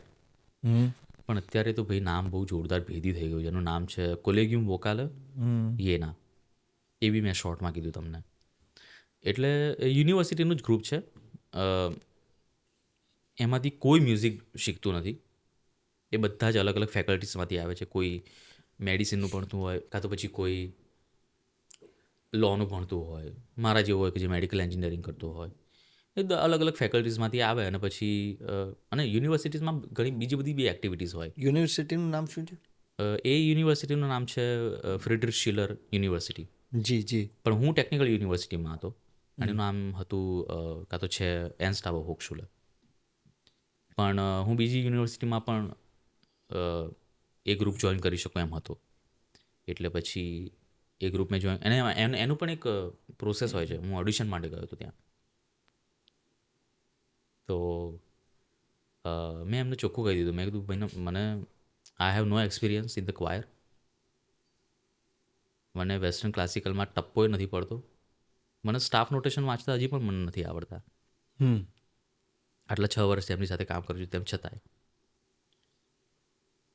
તો મેં એમને કીધું કે પણ મને ગાવું છે. તો એમને કીધું કે ઓકે ફાઇન, પિયાનો ઉપર હું તમને અમુક સૂર આપીશ, અમુક ટ્યુન આપીશ, જો એ તમે ફોલો કરશો અને એ સૂરમાં હશે પછી અમે નક્કી કરીશું. તો પછી એમની સામે કંઈક વગાડ્યું ને પછી એને એટલે આ ઓડિશન પ્રોસેસ હતી. યસ યસ યસ યસ જી જી. તો એમને બધું વગાડ્યું ને પછી મેં એને ફોલો કર્યું અને મેં એને ગઈને સંભળાવ્યું. તો ઇટ વોઝ વેરી ઇન્ટુઇટિવ. પછી એમને કીધું okay fine Hardik, you can work with us. અને પછી એમને કીધું કે જો તને કેમ ફાવે છે, શું છે શું નહીં. કારણ કે મારે ભલે ગાવો હોય પણ બની શકે કે 2 અઠવાડિયા પછી મને એમ થાય કે યાર થોડા વાગે છે મને, બિકોઝ એ આખું ડિફરન્ટ વર્લ્ડ છે. એટલે પણ સમહાઉ I was curious about the new music. મારા મગજમાં એવું હતું જ નહીં કે મારે તો ભાઈ ગુજરાતી જ ગાવું છે કે ઇન્ડિયન જ ગાવું છે. I can not even expect that યાર. ઓકે, એટલે આગળનો સવાલ મેં ડિલેટ જ અહીંથી જ કરી નાખું છું કે તમારો વિચાર હતો ખરા કે ગુજરાતી જ ગાવું છે. Not at all. એ ઇનિશિયેટિવ એકચ્યુઅલી એ લોકોનું હતું. ત્યાં એ એન્ટાયર તે પૂરા ગ્રુપની વાત કરીએ તેમાંથી તમારા સિવાય કોઈ ગુજરાતી હતું ખરા? નો નો નો નો નોટ ઇવન ઇન્ડિયન.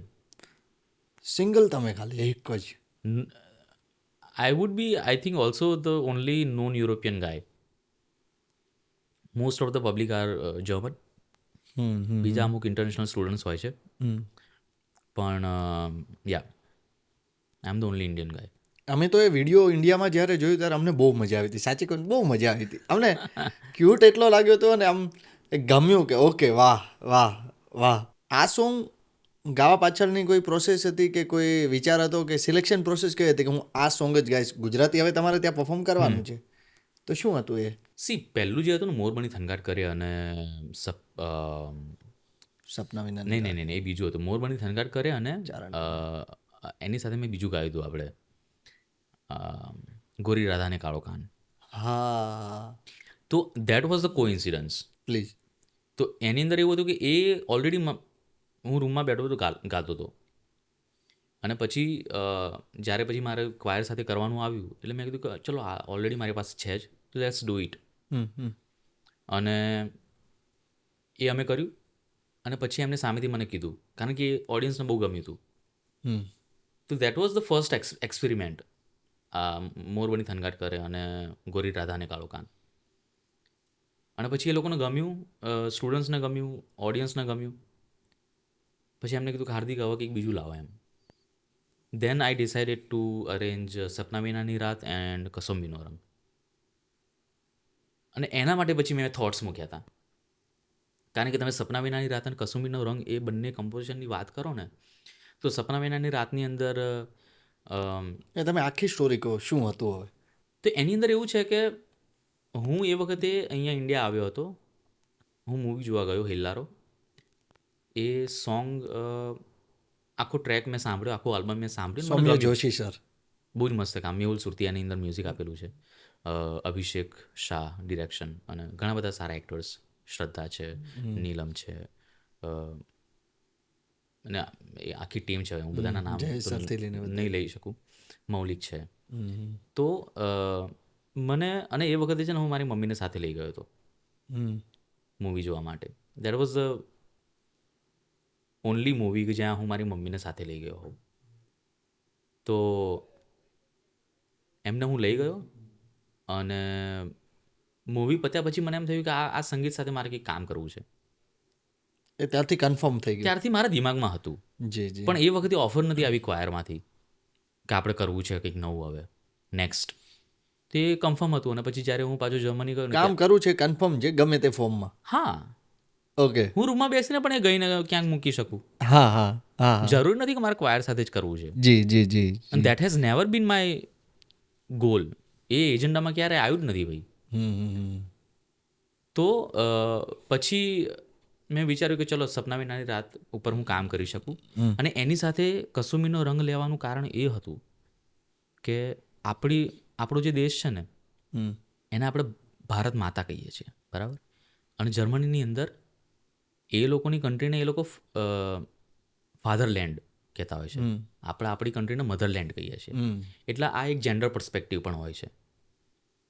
એટલે જો એક બાજુ તમે તમારા દેશને ભારત માતા કહેતા હો છો, પણ એની જ સામે સપના વિનાની રાતનું સોંગ, એ સોંગ એવું છે કે જેની અંદર સ્ત્રીના સપનાઓને દબાવવાની વાત છે.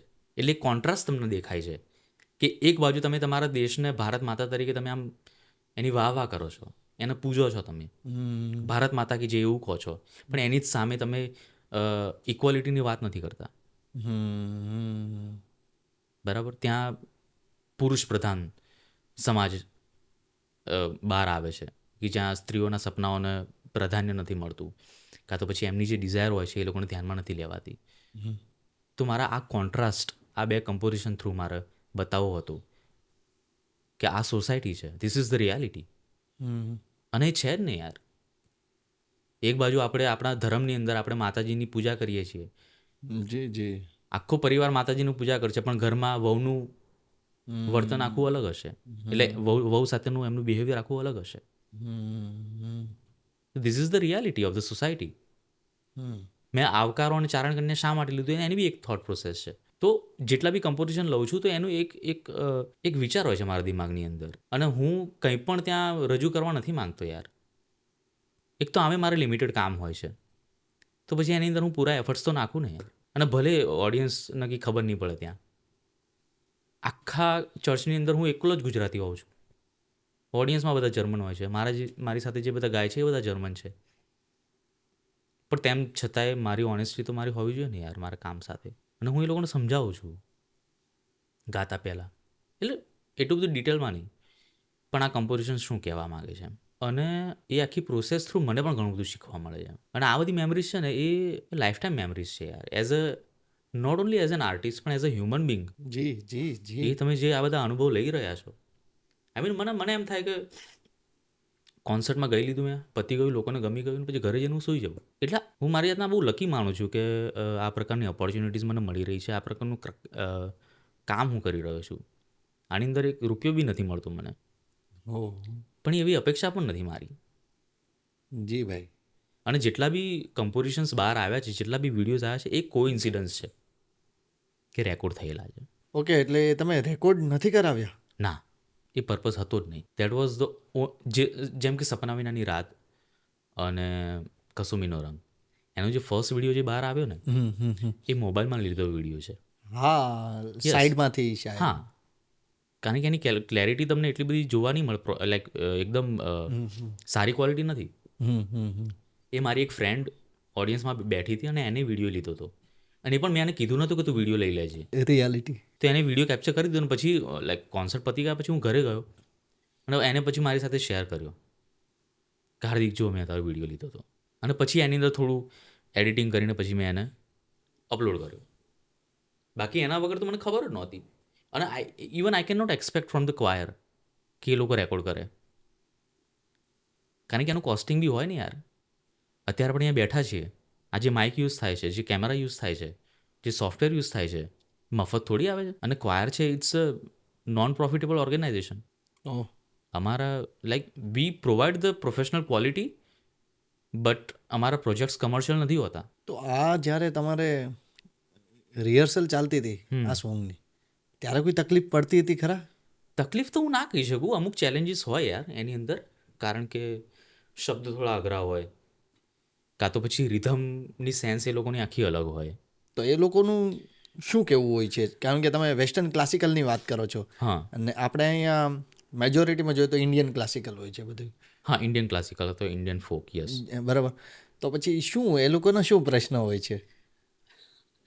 એ લોકોના પ્રશ્ન કેવા હોય કે ભાઈ હાર્દિક, અમારે ક્યાં સુધી સસ્ટેન કરવાનું, છેલ્લો શબ્દ ક્યાં સુધી ખેંચવાનો અમારે, કાં તો પછી એ લોકોના પ્રશ્નો એવા હોય કે પોઝ અમારે ક્યાં લેવાનો. જી. એ લોકોના પ્રશ્ન એવા હોય કે શરૂઆત ક્યાંથી કરવાની ને અટકવાનું ક્યાંથી.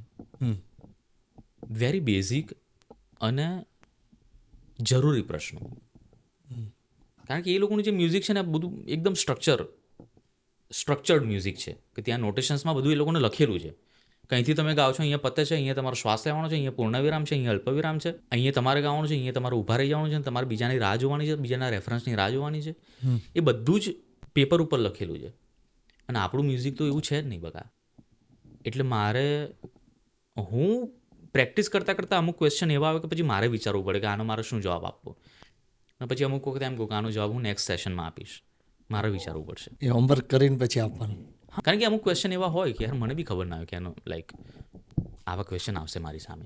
પણ એ તો શું કહેવાય કે ટીમ એફર્ટ છે ને, તો એ લોકો પણ ધીરજ રાખે છે, હું પણ ધીરજ રાખું છું. હું એવી એક્સપેક્ટેશન નથી રાખતો કે એક વખત હું એમને શીખવાડી દઉં એટલે એમને આવડી જ જશે. ના, જે પ્રોસેસમાં જેટલો ટાઈમ લાગે એટલો લેવાનો. અને એક સારી પ્રોડક્ટ બહાર કાઢવા માટે આપણે લેવો જ પડે એટલો ટાઈમ. એટલે એની અંદર તો શું છે કે મારા માટે એ વસ્તુ સારી છે કે એ લોકોને સંગીતની સમજ છે. They are extremely talented singers, અને એ બધા નાનપણથી શીખેલા છે અને તાલીમબદ્ધ. હું એમ કહું કે હું નાનપણથી સંગીત કરતો આવ્યો છું, પણ એ તો પેલું શું કહેવાય કે ભાઈ ત્યાં તમે મારું વાતાવરણ એવું હતું એટલે હું શીખી ગયો. પણ ત્યાંનું કલ્ચર એવું છે કે નાનપણથી જ બાળકો મ્યુઝિક શીખતા હોય છે. કોઈ પણ આર્ટ એક્ટિવિટી સાથે એને સંકળાયેલા હોય છે. કોઈ ઇન્સ્ટ્રુમેન્ટ શીખતું હોય, કોઈ વોકલ શીખતું હોય, કોઈ સ્પોર્ટ્સમાં ગયું હોય, કોઈ પેઇન્ટિંગ કરતું હોય. It is the part of the school system. અને મારી સ્કૂલમાં તો મ્યુઝિક ટીચર જ નહોતા ભાઈ, અને હું પ્રાર્થના કરાવતો હતો. એટલે પછી તમે કેવી રીતે અહીંયા અપેક્ષા રાખી શકો કે ભાઈ તમારે બધા જોરદાર અહીંયા કોન્સર્ટ થવા જોઈએ અને સારા સારા સિંગર્સ. નો ડાઉટ અહીંયા બી સારા સિંગર્સ હોય છે, પણ એમાંથી ડિગ્રીવાળા કેટલા છે? એમાંથી આજે તમે મને કોઈ એક ગ્રુપ બનાવો, જે ગ્રુપ સાથે હું જર્મનીમાં કામ કરાવું છું, એવું તમે અહીંયા એક ગ્રુપ બનાવો કે જે લોકો આવી રીતે એક્સપેરિમેન્ટલ વર્ક કરતા હોય. ડિફિકલ્ટ છે ને યાર, કારણ કે ઇન્ફ્રાસ્ટ્રક્ચર નથી યાર અહીંયા. એટલે સ્કૂલમાં પણ વધારેથી વધારે આર્ટને આ બધી એના માટે તમારે એક્ટિવિટીઝને પ્રાઇવેટ ટ્યુશન લેવા પડે છે ભાઈ. વધારે એક્ટિવિટીઝ થાય એવું કરવું જરૂરી છે. સ્કૂલમાં જેટલા બી જે સ્કૂલમાં મ્યુઝિક ટીચર નથી હોતા અને તેમ છતાં પ્રાર્થના થતી હોય છે, તો એ વિદ્યાર્થીઓ કરે છે કે જે લોકો પ્રાઇવેટ ટ્યુશન લેતા હોય છે. મારી સ્કૂલમાં હું પ્રાર્થના કરતો હતો, કેમ? કારણ કે મારા બાપા ઓલરેડી મ્યુઝિક ટીચર છે ને, એમની જોડેથી હું શીખેલો છું. કાં તો મને પહેલેથી મ્યુઝિકની સેન્સ હતી એટલે હું ગાઈ શકું છું. પણ મારી સ્કૂલમાં તો નહોતા ભાઈ મ્યુઝિક ટીચર. ના, હું એમ નથી કહેતો કે અત્યારે નથી હોતા મ્યુઝિક ટીચર. હોય છે ઘણી બધી આઈ જગ્યાએ. મીન મારો ભાઈ જ મ્યુઝિક ટીચર છે યાર, તો એ તો સ્કૂલમાં છે, મારા પપ્પા સ્કૂલમાં છે. પણ આ કેસ બધી જગ્યાએ નથી હોતો યાર. કાં તો તમારે એકદમ હાઈ પ્રોફાઇલ પ્રાઇવેટ સ્કૂલની અંદર જવું પડે કે જ્યાં તમને મ્યુઝિક ટીચર બી હોય, ડાન્સ ટીચર બી હોય, ડ્રોઈંગ ટીચર બી હોય, સ્પોર્ટ્સ એક્ટિવિટી માટે બી ટીચર હોય. તમને સ્કૂલમાં પણ ફોરેન લેંગ્વેજીસ તમને શીખવાડે, પણ એના માટે તમારે વધારે ફી ભરવી પડે. તમે જ્યારે કહો છો કે એ વિડીયો તમે તમારી ફ્રેન્ડે લીધો પછી તમે મૂક્યો, તો તમને કેટલા દિવસમાં કે કેટલી કલાકમાં કે ક્યારે ખબર પડી કે ઓકે આ વિડીયો હા ઇન્ડિયામાં હા એટલા લોકો સુધી પહોંચી ગયો છે? એ મેં એકચ્યુઅલી ટ્રેક નહોતું કર્યું કે કેટલા લોકો સુધી પહોંચ્યો, પણ એ વિડીયો પછી ફરતો ફરતો મારા જ વોટ્સઅપમાં આવ્યો ને, ત્યારે મને આમ કંઈક આમ અજુગતું લાગ્યું કે હોય ને યાર, અમુક લોકો પછી મારો જ વિડીયો મને જ ફોરવર્ડ કરે કે ભાઈ આ જો ભાઈ અમારા ફેમિલી ગ્રુપમાં આવ્યો છે. તો ત્યારે મને થોડી નવાઈ લાગી. અને બીજી વસ્તુ એ કે યાર, હું હવે મારા રૂટીનમાં એટલો રચો પચો રહું જી કે ત્યાં બેઠો બેઠો હું ટ્રેક કરું, it's very difficult for me. અને એનાથી દૂર રહું તો વધારે સારું. આઈ એમ હેપી કે હું ત્યાં કામ કરું છું ને બધું અહીંયા જોવામાં આવે છે. એટલે મારે મારું કામ કરીને છૂટા થઈ જવાનું, અને પછી એનું જે થાય. એટલે મારી કોઈ એક્સપેક્ટેશન છે નહીં. આઈ ડોન્ટ એક્સપેક્ટ કે મારા વિડીયો વાયરલ થાય. આઈ ડોન્ટ એક્સપેક્ટ કે મારું સંગીત લોકો સુધી પહોંચે. એ પર્પઝ છે જ નહીં. મારો પર્પઝ હતો કે ત્યાં મને જે લાઈવ સાંભળવા આવ્યા છે ને, એમને એક એક્સપિરિયન્સ મળે.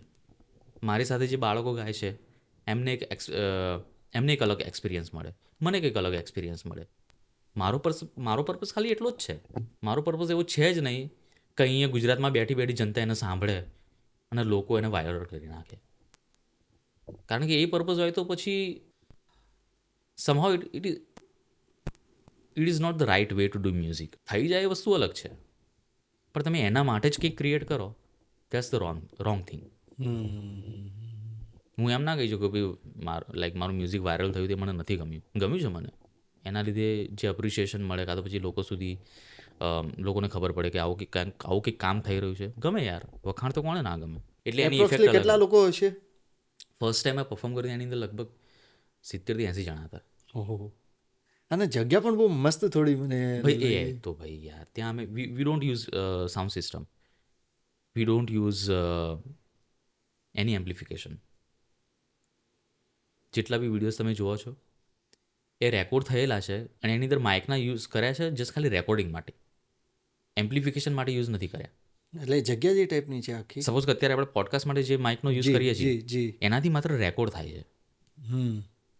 એનાથી આપણું સાઉન્ડ ક્યાંય બહાર લાઉડ સ્પીકર ઉપર વાગતો નથી. તો સેમ થિંગ. તો ત્યાં જેટલા બી માઇક્સ મૂક્યા હતા ઓનલી ફોર ધ રેકોર્ડિંગ. અને સપના વિનાની રાત જે તમે મોબાઈલવાળું જે વર્ઝન જોયું છે હા એ જ જોયું છે ભાઈ. એ વ્હાઇટ કલરનો શર્ટ. હા એ તો જો કે દરેક વિડીયોમાં વ્હાઇટ કલરનો શર્ટ તમને દેખાશે, પણ એની અંદર તો એ પ્રોફેશનલ રેકોર્ડ થયેલું બી નથી. એટલે મોબાઈલમાં જે ઓડિયો આવે છે એ જ છે, એટલે દેટ્સ ધ રિયલ ઓડિયો. એટલે તમે વિચાર કરો કે જો તમને મોબાઈલમાં જોઈને તમને જો એ અહેસાસ થતો હોય તો જો તમે ત્યાં બેઠા હોવ તો તમારી શું હાલત થાય. એ જ વિચારું છું. અને મારો પર્પઝ તો હજી સુધી ભલે મારા વિડીયોઝ લોકો જોતા હોય પર્પસ એ નહોતો. ને એટલે જો તમારે ખરેખર એક્સપિરિયન્સ લેવો તો તમારે રૂબરૂ ત્યાં આવવું પડે. તમારે રૂબરૂ આવીને તમારે સંગીત ત્યાં સાંભળવું પડે. ઠીક છે, અત્યારે હું અહીંયા ઇન્ડિયાની અંદર કોન્સર્ટ્સ કરતો હોઉં તો ત્યાં એ માહોલ નથી રહેવાનો, પણ તેમ છતાંય એ મ્યુઝિકને તમે જો રૂબરૂ માણવા માટે આવશો તો એનો એક્સપિરિયન્સ અલગ હશે યાર. એટલે આ થકી હું લોકોને કહીશ કે જ્યારે બી મારા અહીંયા લાઈવ પરફોર્મન્સીસ હોય હા તો પ્લીઝ પ્લીઝ પ્લીઝ. તો લાઈક તમે રૂબરૂ મળવા અરે મળવા ક્યાં, રૂબરૂ તમે એ માણવા આવી શકો છો. તો આ તમે જેટલા લોકો સાથે આ સોંગ કર્યું તો એનો કેવો રિસ્પોન્સ હોય છે, ખાસ કરીને આ ગુજરાતી સોંગને લઈને તમે સમજાવ્યા અને એક્સપ્લેન કર્યા પછી? એ લોકો ખરેખર બહુ ઓપન અને ક્યુરિયસ છે for the culture, for the language. અને આપણી જે ફોકની ગાયકી છે ને એ લોકોની જે ગાયકી છે એના કરતાં એક બહુ બહુ બહુ ડિફરન્ટ છે. અને ત્યાં જે ચર્ચનું જે બંધારણ છે, જે કન્સ્ટ્રક્શન છે, કાં તો પછી એનું ઓકોસ્ટિક છે, એની અંદર જ્યારે આપણા ફોકના જે સૂર લાગે છે ને ત્યારે જ આખો જે માહોલ બને છે ને.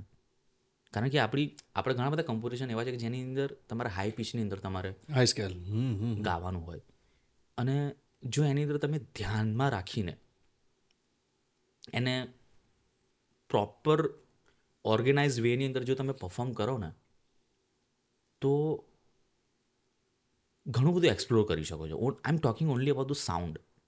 અને એ મારા માટે બહુ મહત્ત્વનું છે, કારણ કે જ્યારે ત્યાંની ઓડિયન્સ મને સાંભળે છે તો એ લોકો માટે સાઉન્ડ મહત્ત્વનું છે, નોટ ધ વર્ડ્સ.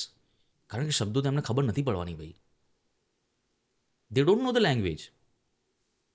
એ લોકો માટે ગાયકી અને સાઉન્ડ મહત્ત્વનો છે.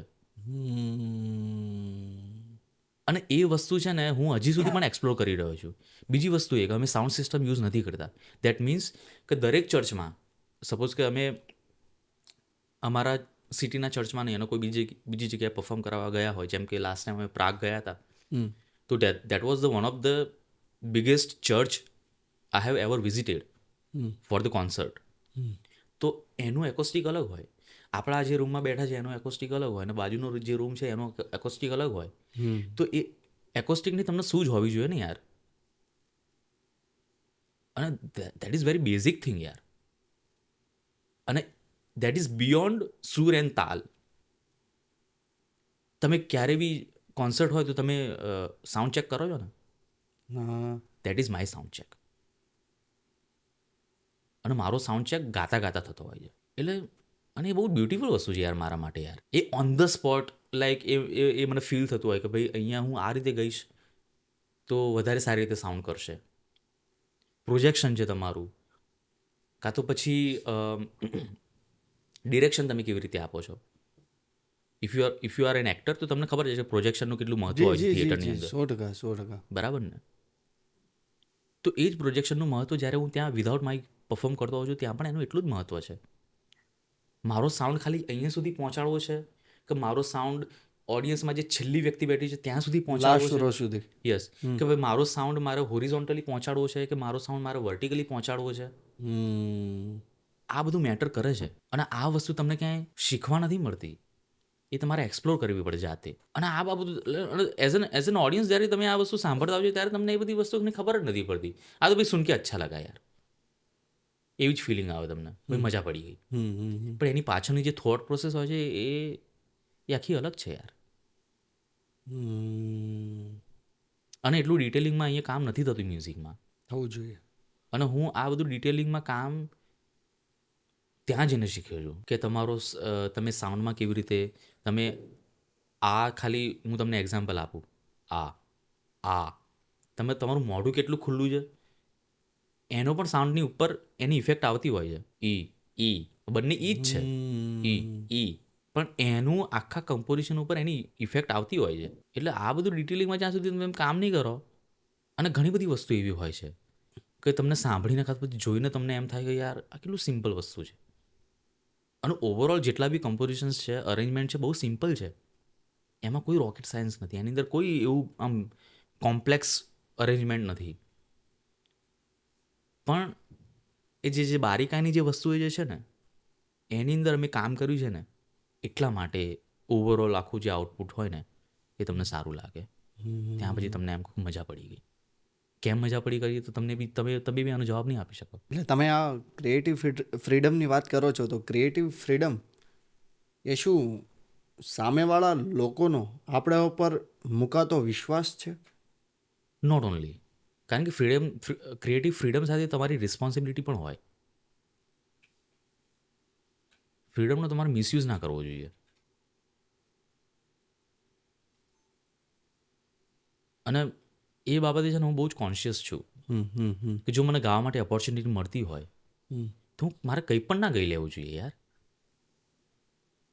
અને આ એકચ્યુઅલી મેં શરૂઆતમાં બી કીધું કે ભલે ઓડિયન્સને ભાષામાં ખબર નથી પડતી, દેટ ડઝન્ટ મીન કે હું ત્યાં કંઈ પણ ગઈ લઉં. ત્યાં પણ હું શબ્દો માટે કોન્શિયસ હોઉં છું કે ભાઈ આ શબ્દ આવી રીતે કંઈક ખોટો ઉચ્ચાર ના થવો જોઈએ. મને કોઈ કહેવા નહીં આવે ત્યાં ઓડિયન્સમાંથી કે ભાઈ આ તમે આ શું કર્યું તમે, હે? પણ તેમ છતાંય હા, આપણે હું તો તો મારા ખ્યાલ છે ને. દિમાગ હા મને તો ખબર છે ને ભાઈ. અને બીજી વસ્તુ એ કે હું એ રીતે જ વિચારીને ગાતો છું કે એમને બધી ખબર પડે છે, જેથી હું મારા કામમાં ક્યાંય કચાશ ના રાખું. કારણ કે એ બહુ જ ફાઇન લાઈન છે યાર. જ્યારે તમને ખબર પડી ગઈ કે ભાઈ સામે વાળો ડફોળ છે એટલે તમે ભાઈ ત્યાં કામ ચોરી કરો, એને તો ક્યાં ખબર પડવાની છે. એટલે હું કંઈ પણ પરફોર્મ કરતો હોઉં, કંઈ પણ ગાતો હોઉં, સામે કોઈ પણ બેઠો હોય, જી જી જી જી હું એવું જ વિચારું કે એને બધી ખબર પડે છે. મારા માટે જેટલી બી મોમેન્ટ હોય છે કે જ્યાં હું ગાતો હોઉં છું એ મારા માટે બહુ જ પ્રેશિયસ છે યાર. એ સહજ નથી મારા માટે યાર. હું ગાતો હોઉં એ સહજ વસ્તુ છે, પણ એ ઓપોર્ચ્યુનિટી હું એમ ના કહી શકું કે ચલો ભાઈ આયા છે ને ગઈ લીધું. નો નો નો. બર્ડન કરતા અવસર માનો ને કંઈ પણ આવ્યો છે તો. હા, અલ્યા ભાઈ મારા માટે દરેક કોન્સર્ટ એ મારા માટે એક અવસર છે. આઈ મીન જે લોકો મારા કોન્સર્ટમાં આવે છે એ લોકોએ કદાચ એ નોટિસ કર્યું હોય છે, હું તો મહેંદી મૂકું છું હાથમાં મારો કોન્સર્ટ હોય ત્યારે. હે, ઇવન જર્મનીની અંદર પણ જો મારી એનું પાસે મેન કારણ કોઈ હોય ને આપણે લગ્નમાં, ફોર્સ રીઝન શું કે તમે મહેંદી મૂકો? કારણ કે મારા માટે અવસર છે યાર, એક આપણો તહેવાર પ્રસંગ. છે. હા, મારો પ્રસંગ છે. હું તો એમ જ કહું છું ભાઈ, I take music very seriously યાર, અને વેરી પર્સનલી. ભલે હું 5 મિનિટ માટે ત્યાં ગાતો હોઉં, પણ એ 5 મિનિટ માટે બી હું બધી શું કહેવાય મહેંદી મુકાવડાવીશ. ઓહો, અધરવાઇઝ તો પછી એ વસ્તુ બહુ સહજ થઈ જશે મારા માટે યાર. અને મારે એવું નથી રાખવું કે ચલો ભાઈ હા આજે કોન્સર્ટ છે ચલો જઈ એને ગઈ લીધું. નો નો નો નો નો. આપણે ઘરે કોઈ પ્રસંગ હોય અરે તેની તૈયારી કેવી કેટલા દિવસો પહેલાંથી ચાલુ થઈ જતી હોશે હોય. હોશે. હોશે બરાબર. તમે મિત્રોને કહી દો કે ભાઈ તમે આ ટાઈમે આવી જજો. અને તમે કેટલા પ્રફુલ્લિત હો. હા, અને like I want to enjoy the hall process. અને હું અત્યારે મને કહેતા યાદ આવે છે કે અમે જ્યારે પરફોર્મ કરીએ છીએ ને એના કરતાં તો એ આખી જે રિહર્સલ્સ હોય છે ને એનો હું વધારે એન્જોય કરું છું. પ્રોસેસની મજા. અને એમાં બી કારણ કે હું જ્યારે કંઈ પણ અરેન્જ કરું, કંઈ પણ લખું, હમ હમ હમ હમ મને ખબર નથી કે એ કેવી રીતે સાઉન્ડ કરશે, મને ખબર નથી એનું આઉટપુટ કેવી રીતે આવશે. હું ક્યારે સોફ્ટવેરમાં હું પ્રોગ્રામ નથી કરતો, બધું એકદમ મેન્યુઅલ. હમ હમ એટલે પછી જ્યારે એ લોકો ગાય ને ત્યારે મને ખબર, ઓકે આવું સંભળાય છે. અને પછી જો એ તમને એક જ પહેલાં જ વખતે જો તમને ક્લિક થઈ જાય તો કેટલી મજા પડી જાય યાર. એક સવાલ એ પણ હતો, મ્યુઝિકલ કન્વર્ઝેશન, તો એ શું, આ વિચાર શું છે, આ કોન્સેપ્ટ શું છે ભાઈ? મ્યુઝિકલ કન્વર્ઝેશન, અચ્છા હા, અ, જેમ કે નવો એક કોન્સેપ્ટ જી. હું લાવ્યો છું જેનું નામ છે વાત, અ મ્યુઝિકલ કન્વર્ઝેશન. વાત. વાત, અ મ્યુઝિકલ કન્વર્ઝેશન. અને એની અંદર એવું છે કે મને છે ને પેલું એકદમ પેલું પ્રોફેશનલ મને પેલું એટમોસ્ફિયર નથી ગમતું કે જેની અંદર મારી પાસે હાથમાં સ્ક્રિપ્ટ હોય હમ અને એ શબ્દો બોલવું અને પછી ગીત સમજાવવું અને પછી પરફોર્મ કરવું, મને એ થોડું મિકેનિકલ લાગે છે. હમ હમ હમ મારી કોઈ સ્ક્રિપ્ટ હું રાખતો નથી. એવું મેં કરેલું છે ભૂતકાળમાં, એવું છે નહીં.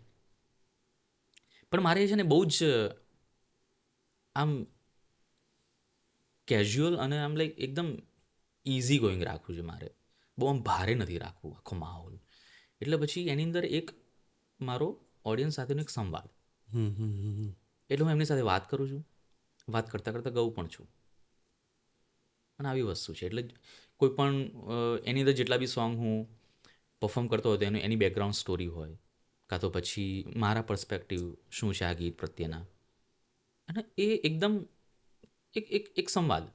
એનું કોઈ એક શોનું કોઈ એક સેગમેન્ટ કે કોઈ એક વાત તમે રજૂ કરી શકો, અત્યારે કહી શકો કે શું હોય છે અને શું વાત રજૂ કરો છો? સપોઝ કે જાગને જાદવા હું ગાતો હોઉં, જી. બરાબર, તો એ ગઈ લીધા પછી હું એમને કહું કે હું એ લોકોને છે ને ફેક્ટ્સ મારા નથી આપવા કે આ ગીત શું કહેવા માગે છે, કે આ કવિ શું કહેવા માગે છે.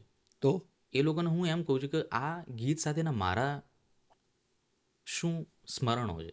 That is personally your perspective. હા, જેમ કે હું ઈડરમાં હતો, ઈડરમાં હું વેકેશનમાં જાઉં, ત્યાં રોજ પાણી નહોતું આવતું. ત્યાં સોમવારે, બુધવારે, એટલે એક દિવસ છોડીને બીજા દિવસે પાણી આવતું હતું. ને એ બી સવારે ખાલી 6 થી 8 જ આવે. 6 થી 8ની અંદર તમારે 2 દિવસનું પાણી ભરી દેવાનું, નાહવા ધોવાનું ખાવાનું બધું જ. તો આખું ગામ, જસ્ટ ઇમેજિન, આખું ગામ 6 થી 8 સવારે વહેલા ઉઠીને પાણી ભરવા. પાણી ભરે છે. અને પાણી ભરાતું હોય ત્યારે બેકગ્રાઉન્ડમાં ટેપમાં કેસેટ નાખેલી હોય હે જાગને જાદવા. અને ત્યાં ગીતો વાગતા હોય, પ્રભાતિયા વાગતા હોય. પછી ગામમાં ક્યાંક દૂર કોઈ મંદિર હોય તો ત્યાંય પ્રભાતિયા વાગતા. એટલે તમને ખબર ના પડે કે મંદિર ક્યાં છે, પણ ત્યાંથી અવાજ આવતો હોય. તો આ મારી મેમરી છે આ ગીત સાથેની. તો હું ઓડિયન્સને કહું કે ભાઈ ઓકે, તો તમે આ બધી વાત રજૂ કરો. હા, કે મારું આ ગીત સાથેનું જે કનેક્શન છે આ છે. પછી કોઈ ગીત છે જેનું નામ છે મોગરો. તે મોગરો ગીત લખવાની ઇન્સ્પિરેશન મારે ક્યાંથી આવી? આ બધી પ્રોપર પોતાની પ્રોડક્ટ છે આ બધી, હા, ઓરિજિનલ. હું લખું છું, હું કમ્પોઝ કરું છું, હું ગાઉં છું. અને આમાં મારે આના થકી એ પણ લોકોને બતાવવું છે કે ગુજરાતી સંગીત માત્ર ગરબા પૂરતું નથી, હમ સુગમ સંગીત પૂરતું નથી. તો પછી આ વાત, આખો કોન્સેપ્ટ જે છે, હા, તો એ વાત શું કામ કરવી હતી તમને? કારણ કે એની અંદર શું છે કે મારે એ વસ્તુ પણ લોકોને કહેવી છે કે અત્યાર સુધી હું જે કંઈ પણ કરતો આવ્યો છું એની અંદર ઘણા લોકોનો એની અંદર કન્ટ્રીબ્યુશન રહેલું છે કમ્યુનિટીનું. ઇન્ડિયન કમ્યુનિટી હોય, કાં તો પછી જર્મન કમ્યુનિટી હોય, કાં તો પછી ઇન્ટરનેશનલ કમ્યુનિટી હોય. એટલે કઈ કઈ જગ્યાએથી મને ઇન્સ્પિરેશન મળી છે, કયા કયા લોકોએ મને ક્યાં મદદ કરી છે, અને આ ગીત અહીંયા કેવી રીતે પહોંચ્યું, એ બધી જ વસ્તુ હું ત્યાં કહીશ. અને એટલા માટે તો વાત છે, મારે જસ્ટ ખાલી વાત કરવી છે. મારી સફર કેવી છે? મારી સફર કેવી છે, ગીતની સફર કેવી છે મારી. તો I am just the part of the whole conversation. મારે ગીતની વાત કરવી છે. એ ગીત કેમ? એટલે આખા કોન્સેપ્ટમાં હા, જે તમને સૌથી વધુ ગમતું હોય તો આ મોગરો છે? ના, આ તો જસ્ટ ખાલી એ મારું લેટેસ્ટ સોંગ છે કે જે મેં લખેલું છે. એટલે તો કયું છે જે અમને, જો કદાચ અમે આવીએ તો અમને સાંભળવા મળે, જે તમને સૌથી પ્રિય છે? સી, આ તો યાર it is very unfair to pick one song from the whole concept. કારણ કે દરેક સોંગ ઇન્ડિવિજ્યુઅલ છે, દરેક સોંગની અલગ જર્ની છે. તો એમાં હું અત્યારે એમ ના કહી શકું કે આ મારું સૌથી પ્રિય સોંગ, અને હું એવું વિચારતો પણ નથી યાર. એવું પણ થઈ શકે કે એક સોંગ હોય જેની અંદર આ લાઈન મને ના ગમતી હોય, પણ તેમ છતાં હું કહું છું because it's a part of the whole concept. Okay, હું સમજી ગયો, મને એ જવાબ નહીં મળે આગળ, તો હું પાછું છે વસ્તુ એવી છે યાર. No problem. હું એટલું બધું રિવીલ બી નહીં કરી શકું. નહીં ભાઈ, એ તો હોય, એના સમજુ છું હું. માટે તો તમારું રૂબરૂ આવવું પડશે યાર. એટલે હું તો હવે ખાસ આવીશ મારે. અને એની અંદર એ કોન્સેપ્ટની અંદર બીજી વસ્તુ એ પણ છે કે એની અંદર છે ને મારે જે કોઈ પણ પ્રદેશમાં જવું કાં તો પછી કન્ટ્રીમાં જવું ને, ત્યાંના લોકલ આર્ટિસ્ટ સાથે મારે કામ કરવું છે. જેમ કે હું છેલ્લે ફ્રાન્સ ગયો હતો કોન્સર્ટ માટે. તો ફ્રાન્સ જઈને ત્યાંનો જે લોકલ આર્ટિસ્ટ હોય, ફ્રેન્ચ મ્યુઝિશિયન, મેં એની સાથે કામ કર્યું. એ પોતે ચેલો વગાડે છે. ચેલો આજ સુધી તમે ગુજરાતી મ્યુઝિયમમાં ક્યાં સાંભળ્યું નહીં હોય લાઈવ, કાં તો પછી લાઈક માત્ર ચેલો, ગિટાર અને ગુજરાતી સોંગ. મેં ચેલો હમણાં હાર્દિકનો એક કોન્સર્ટ હતો એની અંદર મેં જોયું હતું. પણ આવી રીતે એક્સક્લુઝિવ ચેલો એક ઇન્સ્ટ્રુમેન્ટ તરીકે પછી એને આખું ડિઝાઇન કરવાનું, તો વાતની અંદર એ પણ છે. એટલે આના ગુજરાતમાં કેટલા શો થયા હશે? ગુજરાતમાં વાતનો શો હજી સુધી નથી થયો. તો કોઈ પ્લાનિંગ ચાલે છે ખરા કે ગુજરાતમાં કરવાનો છે કોઈ એવી જગ્યાએ? ગુજરાતમાં છે ને, ગુજરાતમાં કેવું છે કે યાર, ગુજરાતમાં એ કોન્સેપ્ટ સાથે કામ કર્યું, પણ એ કોન્સેપ્ટનું નામ છે માટી. માટી, વાહ. બરાબર. એની અંદર વનરાજ મારી સાથે કામ કરે છે. એ સારંગી વગાડે છે, હું ગિટાર વગાડું છું ને વોકલ પણ. તો એ કોન્સેપ્ટ અને માટી અને વાતના કોન્સેપ્ટમાં એટલો બધો ડિફરન્સ છે નહીં. પણ વાતના કોન્સેપ્ટમાં એવું છે કે એની અંદર હું લોકલ આર્ટિસ્ટને ઇન્ક્લુડ કરું છું. જેમ કે ફ્રાન્સ ગયો તો યાન કરીને એક મ્યુઝિશિયન છે, ચેલો વગાડે છે, તો એની સાથે મેં કોલેબરેટ કર્યું. પછી કોઈ બીજા દેશમાં જઈશ તો ત્યાંનું કોઈ ઇન્સ્ટ્રુમેન્ટ હોય, ત્યાંનું જે મ્યુઝિશિયન્સ હોય, તો એની સાથે હું કોલેબરેટિવ કામ કરીશ, જેનાથી મને પણ કંઈક શીખવા મળે, જેનાથી આપણા ગીતોને કંઈક નવો સાઉન્ડ મળે. અને મને આવું બધું કામ કરવામાં મજા આવે છે યાર. હાર્દિક, અહીંયા જ્યારે હશે અમદાવાદમાં ત્યારે અમને બોલાવશો ખરા? બોલાવવાનું ના હોય ભાઈ, મારે આવી જવાનું હોય યાર. કારણ કે મારા ઓપન કોન્સર્ટ બોલાવશો તમારા ઘેર આવું ભાઈ, પેલું કંકોત્રી લઈને. એ નહોતું, મેં કીધું ફ્રેન્ડલી માહોલ થયો છે તો પછી પાસનું થઈ જાય કઈ. હે ભગવાન, હે ગુજરાતી, અરે નવરાત્રીની વાત. આઈ એમ સો હેપી કે હું ગરબા નથી કરતો. પણ યાર આઈ મીન હું વિચારું છું ભવિષ્યમાં અહીંયા કોન્સર્ટ્સ કરવાનું, પણ આઈ થિંક એ વાત નહીં હોય, કંઈક બીજું હશે. ને પ્લીઝ અમારા આ પ્લેટફોર્મથી પણ જેટલું પણ લોકો સુધી પહોંચે અમે પહોંચાડશું વાત. હા, લાયા બાકી. પણ યાર આઈ એમ હેપી કે વધારે ને વધારે લોકો લાઈક હવે એ મ્યુઝિક સાંભળતા થયા છે. અને અત્યાર સુધી જેટલા બી શો થયા છે ત્યાં પ્રોપર ઓડિયન્સ આવે છે, અને એ લોકો મારી સાથે પછી વાત પણ કરે છે કે એ લોકોને શું ગમ્યું, શું ના ગમ્યું. તો મજા આવે યાર. એક ઇન્ટિમેટ સેટઅપની અંદર તમારે કામ કરવું. મારે એવા કોન્સર્ટ નથી થતા કે ભાઈ ઓડિયન્સમાં 3000 પબ્લિક ઊભી હોય, નથી એવા થતા મારા કોન્સર્ટ. મારો કોન્સર્ટ એવો હોય કે જ્યાં 50 જણા આમ શાંતિથી બેઠા હોય જમીન ઉપર પલાઠી વાળીને, 100 જણા બેઠા હોય પલાઠી વાળીને શાંતિથી સાંભળતા હોય. મારે એવું ઓડિયન્સ જોઈએ છે કે તમે આવો, બેસો, શાંતિથી સાંભળો, તમારે કોઈ એફર્ટ્સ કરવાની જરૂર નથી, તમે જસ્ટ ખાલી બેસો યાર, ચાલે આવો વાત કરીએ. હા, વાહ. તો એવું છે. મને હજી યાદ છે કે શોના 10 મિનિટ પહેલાં મારે એક કમ્પોઝિશન કરવું હતું, અને મને થયું કે યાર આના માટે આપણને પૂરતો ટાઈમ નથી મળ્યો, પણ તેમ છતાં મારે પ્રયત્ન કરવો છે. ફટાફટ મેં એને સમજાવી દીધું કે ભાઈ આ રીતે જાય છે, પણ એક જગ્યાએ અમે અટકી ગયા અને સમહાવ ત્યાંથી આગળ નહોતા વધતા. તો મેં કીધું કે એક કામ કરવું પડે ભાઈ, હવે મેં જે રીતે ડિઝાઇન કર્યું છે ને, તો એમાં જ મારે ચેન્જીસ કરવા પડશે. એ પેલું ભૂસીને તમે નવું લખો એવી વસ્તુ છે. અને પછી જે 10 મિનિટ કે 15 મિનિટ અમે પ્રેક્ટિસ કરીને જે ઓન ધ સ્પોટ પછી પરફોર્મ કર્યું, અને યુ વોન્ટ બિલીવ આખા કોન્સર્ટની અંદર એ જે પોર્શન હતો ને, that was my highlight for me. સૌથી વધુ ગમ્યું. હા, જ્યાં મને એમ થયું કે યાર આમાં મજા પડી ગઈ મને યાર. તો એવું બી થાય ને યાર. અને આવી બધી વસ્તુમાં મને વધારે મજા આવે છે યાર. મારે એક ને એક વસ્તુ છે ને આમ પેલું કોપી પેસ્ટ નથી કરવું યાર. પેલું છાપાવાળી જે વસ્તુ છે ને મને એમ થાય છે કે યાર શું ઉખાડી લીધું મેં યાર જીવનમાં યાર. મહેનત થવી જોઈએ. હા, ભલે હું એક ને એક સોંગ બીજી વખત ગઈશ, પણ બીજી વખત ગઈશ ને તો એની અંદર કંઈક નવું હશે. એક ને એક વસ્તુ નહીં હોય. એક સોંગ હું સારંગી સાથે ગાઉં ને એ જ સોંગ જ્યારે પછી હું ચેલો સાથે ગાઉં તો ઓબ્વિયસલી યાર એની ફીલ અલગ આવવાની છે યાર. શું છે ફ્યુચર વિઝન? ફ્યુચર બસ ગાતા રહેવાનું સતત. સતત, એટલે સતત પ્રોપર લાઈક એક મારે કંઈ પણ નથી ગાવું એટલે એમાં હું થોડું કોન્શિયસ ડિસિઝન લઈશ કે મારે જેમ કે મને અત્યારે યાદ આવે છે કે મારા અમુક ફોરેન લેંગ્વેજીસની અંદર પણ મારે અમુક કમ્પોઝિશન મારે તૈયાર કરવા છે. જેમ કે એક પર્શિયન સોંગ અત્યારે મારા દિમાગમાં છે જે મારે તૈયાર કરવું છે. એક અરેબિક સોંગ છે જે મારા લિસ્ટમાં છે જ ઓલરેડી, જે મારે તૈયાર કરવાનું છે. એક પશ્તો સોંગ છે જે અફઘાનિસ્તાનની બોર્ડર હોય ત્યાં એ ભાષા બોલાતી હોય છે. તો એ સોંગ, અને let me tell you one more thing, મારા અમુક ઇન્ટરનેશનલ ફ્રેન્ડ્સ પણ છે. તો એ લોકો થકી પણ કંઈક મને નવું મ્યુઝિક સાંભળવા મળે. તો એમ થાય કે યાર આ મિત્રો છે મારી લાઈફની અંદર, તો પછી એનો બેનિફિટ લઈને પછી મારે એ લોકોનું પણ મ્યુઝિક એક્સપ્લોર કરવું જોઈએ મારે. એ કલ્ચરને પણ પ્રેઝન્ટ કરીએ ને. હા યાર, હું જ્યારે જોર્જિયા ગયો હતો મારી ફ્રેન્ડના મેરેજ હતા, તો એને મને કીધું કે હાર્દિક યાર તું મારા લગ્નમાં ગઈશ. મારી બેસ્ટ ફ્રેન્ડ છે.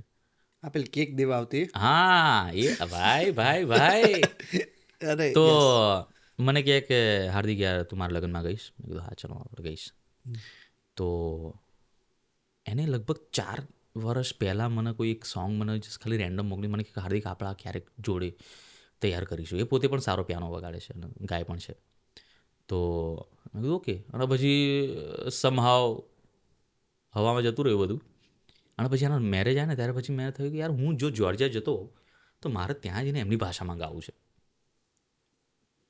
અને પછી સમહાવ એક બીજી ફ્રેન્ડને મેં પૂછ્યું કે ભાઈ યાર તું મને થોડા સોંગ રેકમેન્ડ કર ને યાર, મને એક તો ભાષામાં કંઈ ખબર નથી પડતી અને મને કલ્ચરની બી એટલી બધી ખબર નથી. તો એવું ના થાય કે પછી હું કંઈ બી શીખી લઉં ને પછી ત્યાં જઈને એનો આખું કંઈક અલગ જ મિનિંગ આવે. અને હું લાઈક એવું ના થાય કે ભાઈ લગ્નમાં જઈને હું મૈયતનું સોંગ ગાઈ લઉં. તો પછી કંઈક મિનિંગફુલ કંઈક ત્યાં બહાર આવું છે કે જેમાં ઓડિયન્સ વાટકી વ્યવહાર બંધ થાય. હા યાર, લાઈક લગ્નમાં જો કે હવે તો બંધ જ થઈ ગયું. લગ્નમાં મારે પછી પેલી ઓકવર્ડ મોમેન્ટ ના આવી જોઈએ કે ભાઈ એ ક્યાં હો ગયા ભાઈ. ક્યાં છે ક્યાં હો ગયા. તો પછી મેં એ વખતે થોડું રિસર્ચ કર્યું અને પછી એક સોંગ આવે મેં કીધું યાર આ સમહાવ ક્યાંક સાંભળેલું છે. પછી હું પેલી વોટ્સએપ હિસ્ટ્રીમાં ગયો અને એ જ સોંગ મને મળી જે 4 વર્ષ પહેલાં એને મને મોકલી હતું કે હાર્દિક આપણા તૈયાર કરીશું. મેં કીધું કે હવે તો આપણે જોડે તો તૈયાર નહીં કરી શકીએ કારણ કે મારે તો સરપ્રાઈઝ આપવાનું છે. પછી મેં ગીત તૈયાર કર્યું, ગોખી માર્યું અને પછી મેં એના લગ્નમાં પરફોર્મ કર્યું યાર જોર્જિયન લેંગ્વેજની અંદર. મજા પડી ગઈ ઓડિયન્સને યાર. તું વિચાર કર, તું સુરતી છે હે, હવે અમદાવાદથી કોઈ પ્રોપર સુરતી ડાયલેક્ટની અંદર એક ગીત તૈયાર કરીને ત્યાં રજૂ કરે તો મજા ના પડી યાર સુરતીને યાર. કેમ નહીં ભાઈ, આવકાર આપીએ આપણે. તો પછી યાર એટલે પછી એવું યાર તો એ લોકોને મજા પડી ગઈ. ચીઝ વાળી આલુપુરી ખવડાવી યાર. આલુપુરી લાંબા મારું શું કેવું યાર, આલુપુરી છે ને મને નથી ભાવતી યાર. ખાવસા મેં ખાધું નથી ક્યારે, પણ આલુપુરીની હાઈપ મને ખબર ના પડી ભાઈ. સોરી સુરતી, જો તમારો ઈગો અહીંયા થતો હોય. શું કામ થાય, અમે ના ધ્યાન આપીએ, અમે એકલા ખાઈ લઈએ. પણ આલુપુરીમાં મને કે લોચો ભાઈ લોચો મસ્ત છે યાર. ખમણ મસ્ત છે. ખમણી મસ્ત છે. પાટોડી ખબર નથી પણ મસ્ત આઈટમ મળે છે. અરે ભાઈ સુરતનું જમણ તો યાર કોણ મારે એક્સ્ટ્રા સુરત જમવા માટે અલગથી આવવું પડશે. પણ આલુપુરી અમે જમાડશું. હા, પણ આલુપુરી આઈ એમ એક્સ્ટ્રીમલી સોરી યાર, એ મેં 2 વખત ખાધી છે પણ બંને વખત હું નિરાશ થયો છું. નિરાશ ઇન ધેટ સેન્સ કે આમ મારા અમુક જે સુરતી મિત્રો ભાઈ આલુપુરી અરે પછી મેં મોઢામાં નાખીને મેં કીધું આ શું હતું ભાઈ. એ રાત્રે ખાધી હોય, દિવસે ખાવ ક્યારેક મોર્નિંગમાં મજા આવે.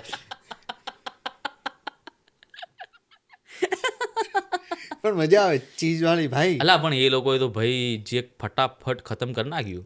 પણ હોય યાર, આઈ થિંક અમદાવાદની બી કોઈ એવી વાનગી હશે કે જે સુરતીના મોઢામાં જાય એમ થયું આ શું કરી નાખ્યું તમે યાર. છે એવું કંઈ છે? ટેલ મી યાર પ્રદીપ. અમદાવાદની તો કોઈ જ નથી લઈ જતું. અરે અમે બધાને કહીએ છીએ સુરતમાં આવો, અમદાવાદ જાય ને તો કોઈ કંઈ કહેતો જ નથી આપણે કે આવો આજે આ લઈ જાઓ. હવે હું ખોટો અત્યારે જર્મની છું યાર. ભાઈ જેટલા બી ઓડિયન્સમાં જેટલા બી અમદાવાદીઓ છે આ પ્રદીપને પકડો, એક જગ્યાએ તો લઈ જાઓ યાર. એ પ્રદીપને પકડો હે. એવા હાર્દિક, એવું નથી લાગતું કે એવો વિચાર પણ ખરો કે હવે ગુજરાત આવું છે પાછું અને મ્યુઝિકમાં અહીંયા કંઈક કરવું છે? અત્યારે તો નહીં યાર, અત્યારે તો નહીં. મને ખબર નથી યાર. મારે પહેલેથી હંમેશા એવું જ રહ્યું મારે ગાવું છે યાર, પછી હું ગમે ત્યાં ગાઉં યાર. અને એને હું સિમ્પલ રાખવા માગું છું યાર. પછી હું કોઈ નાટકમાં ગાઉં, કોઈ કોન્સર્ટમાં ગાઉં, સોલો ગાઉં, ટોળામાં ગાઉં, ફિલ્મમાં ગાઉં કે રૂમમાં ગાઉં, મારા માટે ગાવું મહત્વનું છે. That's it. એમાં વધારે કશું નહીં યાર. તમે પોતે ગુજરાતી છો હા. તો ગુજરાતી મ્યુઝિકને લઈને હમ. શું વિચાર છે તમારો? અરે બાપ રે બાપ. મને somehow એવું લાગે છે કે જેટલા એક્સપેરિમેન્ટ થવા જોઈએ ને એટલા નથી થતા. સારી સારી વસ્તુ તો આવી રહી છે બહાર, હજી નથી થઈ રહી. ઇટ્સ ઓલ કમર્શિયલ ના, ઇટ્સ ઓલ કમર્શિયલ. તમને દરેક જગ્યાએ તમને સેમ ઇન્સ્ટ્રુમેન્ટ્સ તમને જોવા મળશે, તમને દરેક જગ્યાએ સેમ સેટઅપ જોવા મળશે. આજે તમે જેટલા બી મોટા કોન્સર્ટ થતા હોય એ બધાના સેટઅપ સેમ જ છે, ખાલી આર્ટિસ્ટ બદલાઈ જાય છે. મને કહો આની અંદર મેં કંઈ ખોટું કીધું? મારું કંઈ ખોટું ઓબ્ઝર્વેશન છે? તમારું શું કહેવું? પણ એક્સપેરિમેન્ટ સારા થઈ રહ્યા છે ભાઈ. થઈ રહ્યા છે, પણ તમને એક્ઝેક્ટલી શું લાગે છે કે શું થવું જ જોઈએ? એક વસ્તુ પહેલાં તો છે ને વધારે સિંગર્સ બહાર આવવા જોઈએ. બહાર આવવા જોઈએ. હા, એટલે લાઈક અને ભાઈ ગરબામાંથી બહાર આવો જીવનમાં યાર. પહેલું તો મારું એ જ કહેવાનું થાય છે. આજે જેટલા બી આર્ટિસ્ટ છે બધા ગરબા કરી રહ્યા છે, બરાબર. હું પોતે પણ મારા કોન્સર્ટ્સની અંદર અમુક થોડુંક ગાતો હોઉં છું, જસ્ટ એટ ધ એન્ડ કે જેથી ઓડિયન્સ મારી સાથે ગઈ શકે. પણ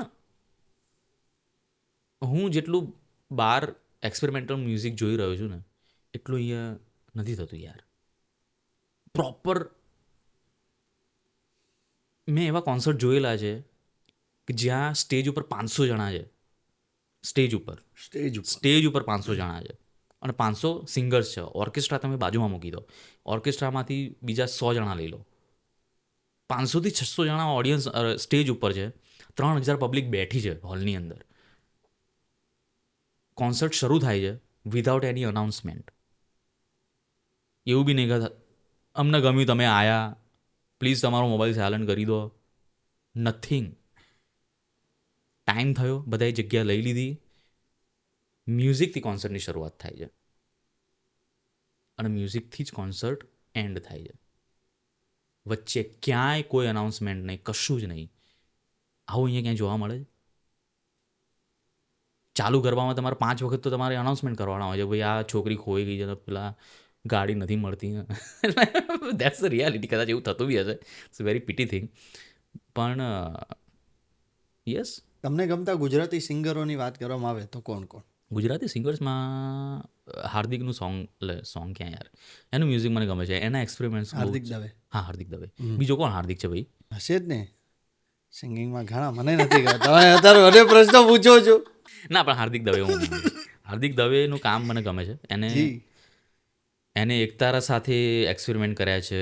એને જે એનું પોતાનું વીજળીને ચમકારાની અંદર એને ચેલોનો યુઝ કર્યો છે, તો એ એક્સપેરિમેન્ટ મને ગમ્યો છે. પછી પિયાનોની અંદર એને સોનલમાનો વીંછણો આખી એક રેન્ડિશન બનાવી છે, તો એ પણ મને ગમે છે. એટલે એનું પોતાનું એની જર્ની છે, એ મને ગમે છે. પછી આદિત્યના અમુક કમ્પોઝિશન સારા છે, કે જે જેમ કે એનું પેલું નાગર નંદજીના લાલ, એ બહુ સારું હતું, આમ સ્વીટ હતું યાર, આમ ક્યુટ, સુન કે અચ્છા લગા આમ. પણ યા આદિત્યનું કામ સારું છે. જીગરાનું એટલું બધું અમે હમણાં એક્સપ્લોર નથી કર્યું. અને ગર્લ્સમાં ઈશાની દવે એનું કામ સારું છે. પછી બીજું કોણ છે યાર? I am expecting somehow a different tone at least female સિંગર્સમાં. કારણ કે આપણા અહીંયા કેવું થઈ ગયું છે કે એક એવો એરા હતો કે જેની અંદર છે ને પેલા લતા મંગેશકર જેવા સાઉન્ડ જ તમને ચારે બાજુ સંભળાય. ખબર પડે છે હું શું કહેવા માંગુ છું? હા, સમજાય છે. કારણ કે હવે સપોઝ કે લતા મંગેશકરનો જે ટોન છે એ આખો અલગ છે. લતા મંગેશકરનો ટોન છે, શ્રેયા ઘોષાલ છે, આ બધા છે ને આ લોકોના ટોન એટલે ઓલમોસ્ટ સેમ છે. પણ પછી હરીફરીને તમે પછી એક બીજી એક સિંગર છે જેનું નામ કવિતા શેઠ, જેને પેલું ગાયું છે ના ના ના ના ના ના ના ના ના ના ના ના ના ના ના ના ગુંજા સાહે કોઈ એક તારા. તો એને જે ગાયું છે તે એનો સાઉન્ડ કેટલો ડિફરન્ટ છે યાર. ઉષા ઉથ્થુપ, એનો સાઉન્ડ કેટલો ડિફરન્ટ છે. તો મારે એવી વેરાયટી મને એમ થાય છે કે યાર એવી કોઈ વેરાયટી આપણે ત્યાં બી આવે ને તો વધારે સારું, કે જેથી થોડો સાઉન્ડ થોડો ચેન્જ થાય યાર. અધરવાઇઝ પછી બધું મોનોટોનસ લાગે છે મને. શું લાગે છે આ જર્નીમાં સોશિયલ મીડિયા કેટલું હેલ્પફુલ થયું છે? મને તો સોશિયલ મીડિયા જ હેલ્પફુલ થઈ ગયું ભાઈ. કારણ કે બધા વિડીયોઝ આઈ મીન જો એ વિડીયો રેકોર્ડ ન થયા હોત, જો એ વિડીયો અપલોડ ન થયા હોત તો આઈ થિંક અત્યારે કેટલા વાગ્યા છે ભાઈ? 10:30 વાગે હું જર્મનીમાં બેઠો જમવાનું બનાવતો હોત, અહીંયા ના બેઠો હોત. કેટલા વાગે? 10:30 વાગ્યા છે ભાઈ જર્મનીમાં. હા, નોટ અહીંયા. તો એવી તો વાંધો ને, હજી 2-3 તો પોડકાસ્ટ આમનામ થઈ જશે. ખેંચી જ નાખો. સેટઅપ રેડી જ છે ભાઈ, એક પછી એક આવા જ દો. બધા લાઈનમાં ઉભા રાખો બહાર. ના એવું નથી કરતા હવે હાર્દિકભાઈ. પણ ક્યાં હતો હું યાર? હા, એ જ હું પણ સોશિયલ મીડિયાની વાત. સોશિયલ મીડિયા કારણ કે હું આખી લાઈન ભૂલી ગયો. થાય તમે જર્મનીમાં નથી, ગુજરાતમાં જ. પણ સોશિયલ મીડિયાએ મને બહુ હેલ્પ કરી છે યાર. આઈ થિંક એના થકી જ લોકોએ મને જોયો છે, લોકોએ મને સાંભળ્યો છે. અને હજી સુધી અને અમુક વખત તો કેવું થાય છે કે હું અહીંયા ઇન્ડિયામાં ફરતો હોઉં તો લોકોને આમ નવાઈ લાગે, ભાઈ આ એ જ ભાઈ છે કે શું? પછી પૂછવા આવે આર યુ હાર્દિક ચૌહાણ? તમે બાહુબલી ફિલ્મ જોઈ છે? જોઈ છે ને. સરસ. ભાઈ મને હવે ઓકે, વાંધો નહીં. તમને ગમતું કેરેક્ટર કટપ્પા હોય શકે. મને લાગે આ સવાલ પછી તમે કહેજો કે કોન્સેપ્ટ નથી રાખવાનો. અરે મારી વાત તો સાંભળ. મારો છે ને એક ભાઈબંધ છે ને કાઠિયાવાડી, શું છે નામ એનું? તુષાર. એના છે ને 2 ભત્રીજા છે. તો ત્યાં ક્યાં ભુજ બાજુ કે ત્યાં જો હું એનું નામ અત્યારે કાઠિયાવાડી આમ આવી ગયું મારા મોઢે. તો ત્યાં રહે છે એ લોકો. અને પછી મારી જોડે કંઈક વિડીયો કોલ ઉપર વાત થઈ ને, એ આ તો ઓલો કટપ્પા જેવો લાગે છે. મેં કીધું ભાઈ જી મહેશમતી. પણ યાર ફની વસ્તુ છે લોકો યાર. કેવી રીતે, કોણે કીધું હતું કે પોતાની જાતે જ? આ તો ભાઈ પરિસ્થિતિ એ બધી જનરેટ થઈ છે ને હવે જીવનમાં. ત્યાં જે મારા વાળ છે ને એનો ગ્રોથ બહુ ઓછો થવા માંડ્યો because of the water and the weather. બરોબર. પણ વરસાદ પડે તો આમ તમને કેવી મજા આવે? ભાઈ મોજ યાર. પેલું ફીલ તમને આમ થતું હશે ને. અમારે તો કેવું કે ત્યાં સુધી પહોંચે પછી અમને વાર લાગે. તમારું બધું વાર લાગે ભાઈ, અમારું બધું જલ્દી ખબર પડી જાય. જાણે આખા મારા ગામને કહેવાનું કે મારા માથે પાણી આવી ગયું છે ભાઈ, વરસાદ પડે છે, ધ્યાન રાખો તમારે. પણ યાર તમારું જે રીતના આજે આખા પોડકાસ્ટમાં જે વાત કરીને, ખાસ કરીને આપણે મ્યુઝિક વિશે જેટલી પણ વાત કરી, તમે બહુ સરળ રીતના બધી વાત કરી, જે તમારી મસ્ત જીવન છે કે યાર પ્રેમથી બધું એવું કાંઈ છે નહીં કે આ નથી. ના ભાઈ એ તો એટલે જ તો મેં વાત ધ મ્યુઝિકલ કન્વર્ઝેશન ચાલુ કર્યું છે યાર. કેટલું બધું તમે સિરિયસલી ના લો યાર બધું યાર. મેં એક પોડકાસ્ટની એક રીલ જોઈને મેં કીધું આ માણસને મેં કીધું હું શું પૂછીશ, મેં કીધું પૂછીશ તો મેં કહીશ. પણ એવું બધું છે નહીં યાર. આપણે યાર ખાઈ પીને મોજ કરવાની યાર. જર્મનીમાં ક્યારેય એવું ફીલ થાય છે સાવ એકલા હોય ત્યારે થોડુંક ડિપ્રેશન કે એન્ઝાયટી ક્યારેય આવ્યું છે જીવનમાં? ક્યારેક હે, એ તો આવે જ ને યાર. એ મેન એનું કારણ એકલતા.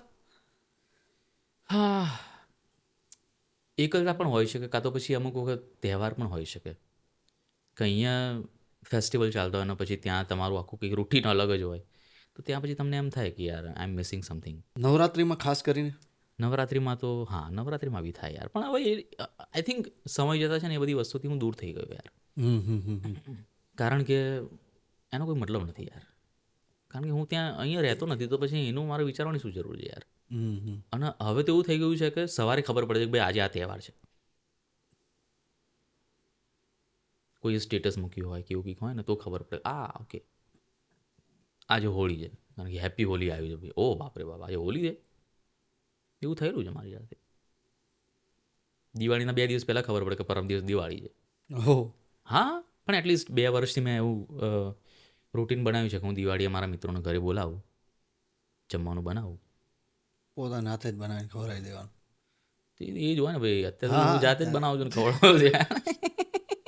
મારે ત્યાં કોઈ કેન્ટીન સર્વિસ મૂકવાની છે ભાઈ, 2 માણસો મોકલી દેજો ભાઈ, એવું નથી યાર. પણ એ લોકોને હું એક્સ્ટ્રા કહું બી છું કે ભાઈ તમે સારા કપડાં પહેરીને આવજો યાર. દિવાળી લાગે. હા, હવે તમે પેલું નાઇટ ટ્રેક પહેરીને ના આવતા રહેતા, પેલું શું તો કહેવાય? શું કામનું. હા યાર, મેં કીધું તું તારા ઘેર જ રહે, હું તને પેલું હું આવીશ. હા, હું વાટકીમાં આપી દઈશ, તું ખાઈ લેજે ઘેર બેઠો ડબ્બો ભરીને.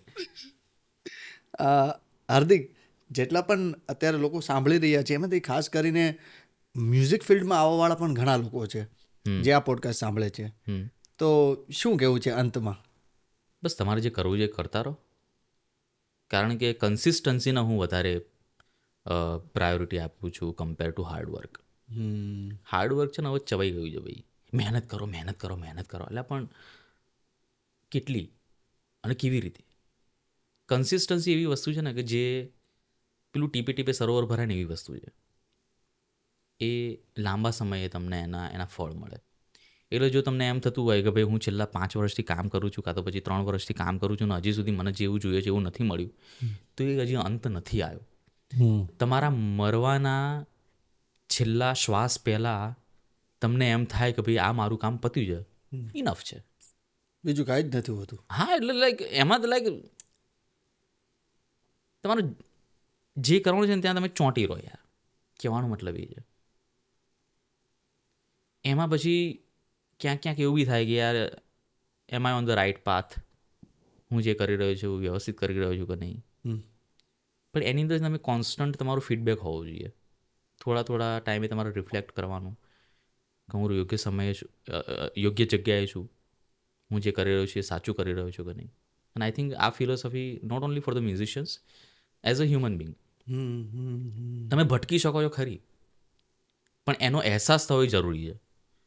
ભૂલ કરો પણ તમને ખબર જ ના હોય તો પછી તમે ડફોડ કહેવાઓ યાર. એટલે ભૂલને ભાઈ ગરુડ રીતના નહીં લેવાનું કે આ થાય એવી રીતના શું લેવી. નહીં એમ નહીં. એટલે આમાં થાય છે શું કે પેલું I think A Japanese philosophy છે કે તમને ખબર પડી ને કે ભાઈ આ સ્ટોપ મારે મિસ થઈ ગયું, એ મારું ઉતરવાનું હતું. જી જી જી જી. તો એના પછી તમે જેટલા વહેલા તમે ઉતરી જાઓ ને એટલા તમારા ટિકિટના પૈસા ઓછા ખર્ચવા પડે. જી. તમે નેક્સ્ટ સ્ટેશનમાં ઉતરી જશો ત્યાંથી પાછું એક જ સ્ટેપ આવવાનું છે, બહુ ઓછા અમાઉન્ટમાં તમે આવી જશો. હા, પણ પછી તમે વિચારશો કે અરે યાર દાવ થઈ ગયો ને હવે શું કરીશું, એમ કરતાં તો 5 સ્ટેશન આગળ જતા રહ્યા તો કોસ્ટિંગ વધી જશે. એટલે જે વખતે તમને રિયલાઇઝ થાય કે ભાઈ આ તો ભાઈ દાવ થઈ ગયો આપણી જોડે, સ્ટોપ, તો ઊભા રહો યાર અને તરત યુટર્ન લો. યુટર્ન લઈ તો રાઈટ કે લેફ્ટ કે ગમે ત્યાં જાઓ પણ ત્યાં ઊભા ના રહો. લિફ્ટ માંગીને પહોંચી જાઓ. હા, એવી એક સારી વસ્તુ છે ભાઈ. એટલે લિફ્ટ માંગીને પહોંચી દેટ મીન્સ કે તમે કોઈની મદદ પણ લઈ શકો. હા એ જ હું ક્યાં કહું છું કે મારી બસ ચૂકાય કે ભાઈ ગાડી પણ તમે મદદ લો યાર. હોય છે ભાઈ. મને હંમેશા ક્યારેય હું મારી જાતને મને સંકોચ નથી થયો મદદ માંગવામાં. મને રસ્તો ના મળતો હોય તો કોઈ રસ્તે ઊભો એને પૂછી લો કે ભાઈ અહીંથી મારે ક્યાં જવાનું. સંગીતમાં મને ખબર ના પડતી તો કોઈને ફોન કરીને પૂછી લો મારે શું કરવાનું. ખાવામાં ક્યાંક આગુબાજુ થઈ ગયો તો કોઈને ફોન કરીને પૂછી લો કે ભાઈ આમાં શું નાખવાનું. રસો વધારે થઈ ગયો છે પણ મારે તો કન્સિસ્ટન્સી થોડી જાડી રાખવી છે તો એની અંદર શું નાખવાનું મારે. હા 100%. તો ક્યાંય બી અટકો, ફોન કરો કોઈને, મળો કોઈને અને આગળ વધો. ડોન્ટ વેસ્ટ યોર ટાઈમ યાર. મેં તો ફર્સ્ટ ટાઈમ સોંગ સાંભળ્યા ને ત્યારે જ મેં મેસેજ કર્યા હતા. મેં મેસેન્જરમાં ખબર ને ફર્સ્ટ ટાઈમ મેસેજ કર્યો હતો. મેં મેસેન્જરમાં મેસેજ કર્યા હતા પણ ત્યાં જવાબ મને મળી ગયો. પછી મને ડાઉટ થયો. મેં કીધું, મેં પૂછ્યું હતું, યાદ છે કે તમે હાર્દિક જ છો ને? હા હા હા હા હા હા યસ યસ યસ યસ હાર્દિકભાઈ good morning. Good morning good morning good morning. મને એટલે ત્યાં થોડા દિવસ પહેલાની જ વાત છે. મેં કીધું કે યાર નહીં. જો 4-5 વર્ષ નહીં, પહેલા નહીં, તમે નહીં. લખ્યો હશે ને. એ ઇન્સ્ટાગ્રામમાં. હા તો એમ કે ને તું ઇન્સ્ટાગ્રામમાં. હા, મેં આખી વાત કરું, મેં મેસેન્જરમાં તમને મેસેજ કર્યો હતો ઘણા સમય પહેલા. કેટલા વર્ષ પહેલા? લગભગ 1 વર્ષ તો થઈ ગયું હશે. હા એટલે તો પછી એ મારા દિમાગમાં ના અને આવે. પછી સ્ટીલ ડેટ પછી મેં તમને કારણ કે તે મેસેજ કર્યો ને ઇન્સ્ટામાં, તો એમાં બી તે લખ્યું હતું કે તમે હાર્દિક છો. હા તો ભાઈ મારે કન્ફર્મ તો કરવું. ભાઈ એકવાર થયું હતું મારે, મેં એક કલાકારને પોડકાસ્ટમાં લાવવાના હતા એટલે એમ જ ખાલી નોર્મલી મારી વાત થઈ. પછી મેં કીધું ઓકે તો આપણે એટલી તારીખે કરીએ. તો એ ભાઈ કે 1 મિનિટ હવે હું ભાઈને આપું છું. હે તો તમે કોને કે હું એમનો મેનેજર બોલું. તો તું એટલે પ્રેમથી કઈ રીતના તમે મને એવું જ ફીલ થયું કે ભાઈ તમે એ એક્ટર જ બોલો છો. એટલે પછી અચ્છા. ફાઇનલી મેં વાત એમની સાથે કરી એટલે મને પેલા એવું થયું કે કદાચ હાર્દિકભાઈ નહીં વાત કરતા ના હોય. ભાઈ મારું એકાઉન્ટ હું જ મેનેજ કરું છું ભાઈ, મારા કોઈ મેનેજર નથી ભાઈ. અને તમે બહુ શોર્ટ નોટિસમાં ઇન્ડિયા આવી ગયા. એટલે જોકે અમે બોલાવ્યા એટલે નથી આવ્યા. એટલે હું તો અહીંયા હતો અને ભાઈ આ પ્રદીપ કે લાવો ભાઈ એમ બોલાયેલો તો આવી ગયો. અને ભાઈ રિયલી અમને બહુ હસી મજાક સાથે અમને બહુ મજા આવી પોડકાસ્ટમાં વાત કરવાની. મેં તમને ખવડાવ્યું નથી કશું, પણ આવશે એ બી દિવસ આવશે ક્યારેક. અને કોઈ તમને ગમ્યું આજે? મજા પડી ગઈ યાર, એકદમ જલસો. અને આટલું હ્યુમરસ અને હળવું વાતાવરણ યાર, મજા પડી જાય યાર. બિકોઝ અધરવાઇઝ તો એક અફસોસ તો રહી જશે લાઈફમાં કે મેં ગાયું નહીં એમ. રાય. હા ભાઈ, એના માટે તમારે કોન્સર્ટમાં આવવું પડશે મને લાઈવ સાંભળવા માટે. જી પાક્કું અમે આવશું અને સાંભળજો. અને અમે ફરીવાર મારા વતી, પ્રદીપ વતી, મારી ટીમ વતી, જેટલા પણ લોકો અત્યારે તમને જોઈ રહ્યા છે એના વતી અમે દિલથી એટલો આભાર વ્યક્ત કરશું. Same here it was my pleasure being here. Thank you for the invitation. અને એક સમય આવશે કે હું આવી રીતે પ્રશ્નો લઈને બેસીશ અને પછી ઘણા બધા પ્રશ્નો પૂછીશ. એવું નહીં આવે. તું બી ક્યાંક તો પહોંચે ને, તારી જર્ની બી હશે ને ભાઈ, તું ક્યાંક પહોંચીશ ને. છે, પછી ભાઈ, છે, છે, કેવી રીતે પહોંચ્યા ભાઈ? હે આમાં તમે શું વિચાર્યું તું તમે? સુરત જ કેમ, આલુપુરી કેમ? હોપસો ભગવાન કરે આવશે એવો હા દિવસ. યાર, આઈ હોપ સો યાર. આપણે જર્મનીમાં કરશું. અરે ભાઈ ના એ આપણે સુરતમાં જ કરીશું. આમ જો વચ્ચે છે ને પેલો આલુપુરીની ડીશ પડી હશે. વાહ. વન્સ અગેન મસ્ત. તમારો શ્વાસ જ્યાં સુધી ચાલે ત્યાં સુધી તમે ખુશ રહો અને સ્વસ્થ રહો અને મસ્ત રહો ત્યાં સુધી ગાતા રહો એવું બી કહેવાય. અને ગાતા રહો. That's it. Thank you so much. Thank you વાહ, so much. Thank you very much.